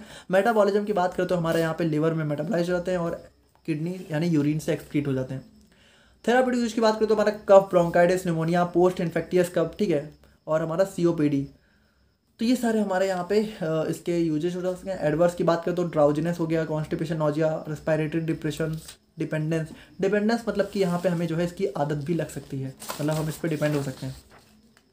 नॉन ओपॉइड की बात करें तो ये हमारी वो ड्रग होती है जिनके अंदर ओपॉइड नहीं देखने को मिलता है, ठीक है। बाकी देखिए ये भी हमारे भाई काम टारगेट तो कफ सेंटर को ही करेंगी, हमारे थ्रोट को सूद करेंगी, ठीक है, जिसकी वजह से हमें कफ की अर्ज कम आएगी, ठीक है। तो ये हमारे ब्रेन कफ सेंटर को काम कर देते हैं, जिसकी वजह से हमें यहाँ पे कफ खांसने की फीलिंग थोड़ा सा रिड्यूस हो जाती है। ठीक है। और फार्माकोकाइनेटिक्स की बात करें तो हमारा जीआईटी से एब्जॉर्ब हो जाती हैं, ब्लड स्ट्रीम में डिस्ट्रीब्यूट हो जाती हैं। और देखिए भाई, चूंकि इनको कहाँ काम करना है, इनको काम करना है ब्रेन पे, ठीक है, तो इनका ब्रेन तक पहुंचना भी बहुत जरूरी है, तो ये ब्रेन तक पहुंच जाती है, ठीक है। इनका डिस्ट्रीब्यूशन हमारा सीएनएस में भी देखने को मिलता है। मेटाबॉलिज्म की बात करें तो हमारा लिवर से मेटाबोलाइज हो जाती है, और एक्सक्रीशन की बात करें तो हमारा किडनी से एक्सक्रीट हो जाती है। थेरापेटिक यूज की बात करें तो हमारा कफ हो गया, bronchitis, common cold, post nasal drip, ठीक है। पोस्ट नेजल ड्रिप की हम लोग यहाँ पे बात करें तो देखिए, कभी कभी अगर आप लोगों ने फील किया हो कि क्या होता है, जब भी हम लोग यहाँ पे मतलब स्पुटम वाली हमें खांसी आ रही होती है, तो हमें लगता है कि कभी कभी जो म्यूकस है, ठीक है, वो हमारा नोज से हमारे थ्रोट में पहुंच गया है, ठीक है, तो उसको भी हमारे यहाँ पे मतलब उसमें भी हमारा यहाँ पे यूज होता है, और एलर्जी वगैरह में यूज हमें देखने को मिल जाता है। डिजनेस, नोजिया, ड्राउजनेस, रैशेज, और हमारे यहाँ पे हॉलुसिनेशंस, यानी कि हमें कभी कभी बहुत ही निगेटिव फीलिंग आती है, तो उन सब में हमारे यहाँ पे ये सारे हमारे इसके एडवर्स इफेक्ट देखने को मिल सकते हैं। और नेक्स्ट ड्रग हमारी आ जाती है एंटी हिस्टामिन। तो देखिए, ये हमारी वो ड्रग होती हैं जो कि हिस्टामिन के एक्शन को ब्लॉक करती हैं। भाई हिस्टामिन क्या होता है? हिस्टामिन आप लोगों ने बहुत अच्छे से पढ़ा है 5th सेम में। हिस्टामिन हमारा एलर्जिक रिएक्शन में इन्वॉल्व होता है, ठीक है। तो in case of cough they help reduce inflammation and mucus production in the airways, reducing the symptoms caused by allergy और कोल्ड, ठीक है। उसके बाद देखिए, इनका माइल्ड सेडेशन इफेक्ट भी देखने को मिल सकता है, और इसको हम लोग यहाँ पे जो है एक्सपेक्टोरेंट के एडिशन के साथ जो है प्रोवाइड मतलब प्रिस्क्राइब करते हैं, ठीक है। तो एक्सपेक्टोरेंट या फिर एंटीटेसिव के साथ में हम लोग यहाँ पे इसको देते हैं। और एग्जांपल की बात करें तो हमारा क्लोरफेनिरामीन हो गया, डाइफेनाइड्रामीन हो गया, ठीक है। नाउ नेक्स्ट हमारा ब्रोंकोडायलेटर्स। तो भाई ब्रोंकोडायलेटर्स भी हमारे सिंपल सी बात है कि हमारे भाई देखिए, जब भी हमें कफ वगैरह आ रही होती है तो कभी कभी हमें ब्रीथिंग में भी प्रॉब्लम होती है, तो ये एयरवे मसल्स को रिलैक्स कर देते हैं, जिसकी वजह से हमारे यहाँ पे ब्रोंको डायलेशन हो जाता है, ठीक है। और हमारा यहाँ पे काफ़ी अच्छे से हम लोग यहाँ पे सांस वगैरह ले पाते हैं। They work by relaxing smooth muscles, increase airway diameter and reducing cough and wheezing, ठीक है। तो यहाँ पे ये सारी चीज़ें हमें देखने को मिल जाती हैं। तो ये हो गए हमारे यहाँ पे एक्सपेक्टोरेंट एंड एंटीटेसिव। नाउ अब हम लोग यहाँ पे बात करें अपने नेक्स्ट टॉपिक के बारे में, तो ये आ जाता है हमारे यहाँ पे नेजल डीकंजेस्टेंट, ठीक है। तो ये हमारा गया नेजल डीकंजेस्टेंट, जिसके बाद हमारा एक और बचेगा रेस्पिरेटरी स्टिमुलेंट, जिसके बाद हमारा ये आज का लेक्चर कंप्लीट हो जाएगा। तो बात करें हम लोग यहाँ पे नेजल डीकंजेस्टेंट के बारे में, तो यहाँ पे देखिए, नेजल डीकंजेस्टेंट का मतलब है कि देखिए, कभी कभी क्या होता है, कभी कभी हमारी जो नाक है, ठीक है, कभी जो हमारी नोज है वो जाम हो जाती है एकदम, है ना। हम लोग सांस ही नहीं ले पाते हैं, हमें बिल्कुल हमारी नोज जाम। देखिए नेजल डीकंजेस्टेंट हमारा किस में यूज होते हैं? नेजल कंजेशन को रिलीफ करने में, है ना। नेजल डीकंजेस्टेंट हमारी वो ड्रग होती हैं जो कि नेजल कंजेशन को रिलैक्स करती हैं। और नेजल कंजेशन का मतलब है कि नोज का कंजेस्ट हो जाना, यानी कि नोज एकदम जाम हो जाना, वहाँ पे एकदम हमारी नाक जाम हो जाती है, हम लोग बोलते हैं ना, तो उसी को बोलते हैं नेजल कंजेशन। तो nasal decongestant are medication that help reduce swelling to the nasal passages, making it easier to flow of air. देखिए, जनरली क्या होता है भाई, अस्थमा वगैरह में हमारा नोज से कोई प्रॉब्लम नहीं हो रही थी, उसमें प्रॉब्लम हमारी एयरवे में थी। लेकिन नेजल डीकंजेस्टेंट में भी हमें सांस लेने में तकलीफ होती है, लेकिन इसमें प्रॉब्लम बस यही होती है कि हमारी नाक जाम हो जाती है। तो बस वहाँ पे हमें जो है अपनी नोज को थोड़ा सा ओपन करना होता है। They are use to relieve a blocked और stuffy nose caused by cold, allergies और साइनस इन्फेक्शन, ठीक है। तो देखिए, जनरली नाक जाम कब होती है? जब भी हमें सर्दी वगैरह लग जाती है तो हमारी नाक जाम हो जाती है। They work by narrowing the blood vessels in the nasal passages और tissues which reduces inflammation and mucus production. देखिए, आप लोग ध्यान से समझिएगा, अगर आप लोग को याद हो, ठीक है, तो इन्फ्लामेशन में क्या होता है भाई? इन्फ्लामेशन हमारा तभी देखने को मिलता है, ठीक है। इन्फ्लामेशन में कुछ हमारे बहुत सारे स्टेप्स होते हैं, और उन्हीं में से एक स्टेप क्या था? उन्हीं में से एक स्टेप था हमारा वैसोडाइलेशन, ठीक है। यानी देखिए, इन्फ्लामेशन में जो हमारी ब्लड वेसल्स है ना, वो बहुत डायलेट हो जाती हैं और हमारा ब्लड फ्लो काफ़ी बढ़ जाता है। तो अगर हमें इन्फ्लामेशन को कम करना है तो हमें करना पड़ेगा वैसो कॉन्स्ट्रिक्शन, ठीक है। तो इसमें आप लोग कंफ्यूज मत होइए, वैसो डायलेशन अगर कहीं पे है, ठीक है, तो इसका मतलब वो इन्फ्लामेशन में थोड़ा सा, मतलब देखिए, जरूरी नहीं कि वैसो डायलेशन की वजह से इन्फ्लामेशन हो, लेकिन इन्फ्लामेशन अगर है तो वहाँ पे वैसो डायलेशन होगा। तो नेजल डीकंजेस्टेंट में क्या होता है भाई, हमारी जो नाक है वो उसमें सूजन आ जाती है। देखिए, सूजन कब आती है? जब भी हमारे यहाँ पे नोज में इन्फ्लामेशन वगैरह हो जाता है, ठीक है, तो उसी को यहाँ पे रिलैक्स करने का काम हमारे नेजल डीकंजेस्टेंट करते हैं। कॉजेस की बात करें तो यहाँ पे देखिए भाई, हमारी नाक जाम कब होती है? हमें कोल्ड हो गया, एलर्जी हो गई। साइनोसाइटिस का मतलब भी होता है नोज इन्फ्लामेशन, ठीक है। फ्लू यानी भाई हमें फीवर हो गया, ठीक है। राइनाइटिस, तो इसका मतलब भी हमारे यहाँ पे, मतलब देखिए, राइनाइटिस का मतलब हमारे नोज का इन्फ्लामेशन हो गया, साइनोसाइटिस का मतलब हमारी जो नोज के आसपास जो कैविटी है, ठीक है, उसका इन्फ्लामेशन, उसमें इन्फ्लामेशन हो जाता है। और सिम्टम्स की बात करें तो हमारे यहाँ पे नेजल डीकंजेशन तो वही है, ठीक है, मतलब नेजल कंजेशन हो गया, सॉरी, ठीक है। और उसके बाद हमारा रनी नोज, यानी कि हमारी नाक बहती रहती है, और स्नीजिंग हो गया, छींक आना, ठीक है। साइनस प्रेशर, तो हमें यहाँ पे थोड़ा सा मतलब काफ़ी प्रेशर हो जाता है, ठीक है, और मतलब सांस लेने में। और हेडेक हो गया। पोस्ट नेजल ड्रिप, तो पोस्ट नेजल ड्रिप हम लोगों ने देखा है कि कभी कभी हमारी नोज से क्या होता है, स्पुटम हमारा वापस जो है हमारे थ्रोट में पहुँच जाता है। तो ये सारे हमारे इसके सिम्टम्स हो जाते हैं। बाकी देखिए अगर हम लोग यहाँ पे बात करें नेजल कंजेशन के बारे में, तो नेजल कंजेशन होता क्या है? Nasal congestion is the blockage of nasal passage due to inflammation, swelling और excess mucus often caused by cold, allergy और इन्फेक्शन। तो यहाँ पे वही चीज़ है। और बाकी देखिए it is obstruction of flow of air nose, यानी कि देखिए इसमें क्या होता है, हमारा एयर जो है अच्छे से पास नहीं हो पाती है। तो देखिए अगर हम लोग यहाँ पे इसका मैकेनिज्म समझना चाहें, तो जब भी मान लीजिए हमारी नोज में मतलब हमारी बॉडी में कोई एलर्जन इन्फेक्शन वगैरह एंटर हुआ, ठीक है, तो वहाँ पे देखिए वहाँ पे हमें इन्फ्लामेशन स्टार्ट हो जाएगा। क्योंकि इन्फ्लामेशन क्या होगा भाई, इन्फ्लामेशन होगा क्योंकि एलर्जेंस हमारी बॉडी में एंटर हुए तो हमारा एलर्जन एंटीबॉडी रिएक्शन होगी। तो देखिए इन्फ्लामेशन होने के लिए क्या होगा, हमारा वैसो डायलेशन होगा, है ना, ब्लड वेसल्स डायलेट हो जाएंगे ताकि ज़्यादा से ज़्यादा ब्लड फ्लो हो सके। तो जब ब्लड फ्लो होंगी तो हमारी WBC भी वहाँ पे पहुँचेंगी हमारे साइट ऑफ एक्शन पे, ठीक है। तो वहाँ पे क्या होगा, इन्फ्लामेटरी मेडिएटर्स रिलीज होंगे, जिसकी वजह से स्वेलिंग या फिर थिकनेस हो जाएगी नेजल म्यूकोसा की, जिसकी वजह से हमारा म्यूकस प्रोडक्शन भी बढ़ जाएगा, ठीक है, और नेजल डिस्चार्ज भी बढ़ जाएगा, जिसकी वजह से हमारा जो है नेजल पैसेज जो है नैरो होने लग जाएंगे। और हमारा जो सिलिया होता है, ठीक है, सिलिया मतलब जो हमारे हेयर नोज के जो हेयर होते हैं, ठीक है, हमारे नाक में जो बाल होते हैं, ठीक है, उनका फंक्शन यहाँ पे डिस्टर्ब हो जाएगा। और जो हमारा म्यूकस है, तो देखिए जो हमारा नोज होता है, ठीक है, तो सर्दियों में क्या होता है भाई, नोज के अंदर जो भी म्यूकस होता है वो हार्ड हो जाता है ना, एकदम बहुत ही हार्ड हो जाता है, तो वो भी हार्ड होने लगता है, जिसकी वजह से हमारा एयर फ्लो रिड्यूस हो जाता है और हमारा नेजल पैसेज ब्लॉक हो जाता है और हमें नेजल कंजेशन देखने को मिल जाता है। तो ये हो जाता है हमारे यहाँ पे पैथोफिजियोलॉजी या फिर मैकेनिज्म। बाकी अगर हम लोग यहाँ पे ड्रग्स की बात करें तो हमारा यहाँ पे 3 टाइप की ड्रग मेनली यूज होती हैं, adrenaline releasing agent, alpha adrenergic receptor and agonist और कॉर्टिकोस्टेरॉइड्स, ठीक है। तो सबसे पहले बात करते हैं एड्रेनालिन रिलीजिंग एजेंट के बारे में। तो यहाँ पर देखिए एड्रेनालिन रिलीजिंग एजेंट क्या होते हैं कि ये हमारी एड्रेनालिन की रिलीज को बढ़ा देते हैं, ठीक है। और यहाँ पे देखिए जो एड्रेनालिन है ना, ये करता क्या है, ये हमारा जो है हार्ट रेट को बढ़ा देता है। और जब हार्ट रेट हमारी बढ़ेगी ना तो हमारा ब्लड वेसल्स क्या होंगी, कॉन्स्ट्रिक्ट होना स्टार्ट हो जाएंगी, ठीक है। और जब ब्लड वेसल्स हमारी कॉन्स्ट्रिक्ट होंगी तो भाई देखिए वैसो कॉन्स्ट्रिक्शन का मतलब है कि जब ब्लड वेसल्स कॉन्स्ट्रिक्ट होंगी तो हमारा इन्फ्लामेशन थोड़ा सा रिड्यूस हो जाएगा, जिसकी वजह से हमारा बॉडी में क्या होगा, which help the body respond to stress और इमरजेंसी, ठीक है, जिसकी वजह से हमारी बॉडी स्ट्रेस और इमरजेंसी में जो है काफ़ी अच्छे से रिस्पॉन्ड कर पाएगी। They are often used in medication for conditions like asthma and nasal congestion, ठीक है। तो इसका यूज हम लोग यहाँ पे नेजल कंजेशन वगैरह में करते हैं। बाकी देखिए मैकेनिज्म ऑफ एक्शन अगर हम लोग देखें तो ये करता क्या है, ये हमारा जो एड्रेनर्जिक रिसेप्टर होता है उसको स्टिमुलेट कर देता है, जिसकी वजह से हमारा रिलीज ऑफ एड्रेनलिन बढ़ जाता है। और जब एड्रेनलिन क्या होता है, जब ज़्यादा से ज़्यादा एड्रेनालिन रिलीज होता है तो वो जाके अपना अल्फा 1 रिसेप्टर पे बाइंड होता है और वो हमारे क्या होता है, हमारी जो स्मूथ मसल्स होती हैं वहाँ पे बाइंड हो जाता है, ठीक है, जिसकी वजह से हमें वैसो कॉन्स्ट्रिक्शन देखने को मिलता है। और जब वैसो कॉन्स्ट्रिक्शन होता है तो हमारा ब्लड फ्लो यहाँ पे रिड्यूस हो जाता है, ठीक है। और यहाँ पे देखिए जब ब्लड फ्लो रिड्यूस हो जाएगा तो हमारा इन्फ्लामेशन भी कम हो जाएगा, क्योंकि देखिए इन्फ्लामेशन में हमारा ब्लड फ्लो बढ़ जाता है। ये चीज़ आप लोग समझिएगा, ठीक है, कि इन्फ्लामेशन तब होता है जब हमारा ब्लड फ्लो बढ़ जाता है। तो अगर हमारा ब्लड फ्लो कम होगा तो इन्फ्लामेशन भी रिड्यूस हो जाएगा, ठीक है। और हमारा यहाँ पे क्या होगा, जब इन्फ्लामेशन कम हो जाएगा तो नाक में सूजन कम होगी, हमारा एयर फ्लो इंप्रूव हो जाएगा और हमारा नोज जो है डीकंजेस्ट हो जाएगा। फार्माकोकाइनेटिक्स की बात करें तो म्यूकोसल मेम्ब्रेन या फिर स्किन से रैपिडली एब्जॉर्ब हो जाती हैं, वाइडली डिस्ट्रीब्यूट हो जाती हैं, ठीक है, स्पेशली कार्डियोवास्कुलर सिस्टम में, क्योंकि यहाँ पे हमारा क्या होगा भाई, वैसो कॉन्स्ट्रिक्शन हमें करना है। मेटाबॉलिज्म की बात करें तो हमारा यहाँ पे COMT और माओ एंजाइम के थ्रू हमारे यहाँ पे मेटाबोलाइज हो जाती हैं। और हमारा एक्सक्रीशन की बात करें तो हमारा यूरिन से इनका एक्सक्रीशन देखने को मिल जाता है।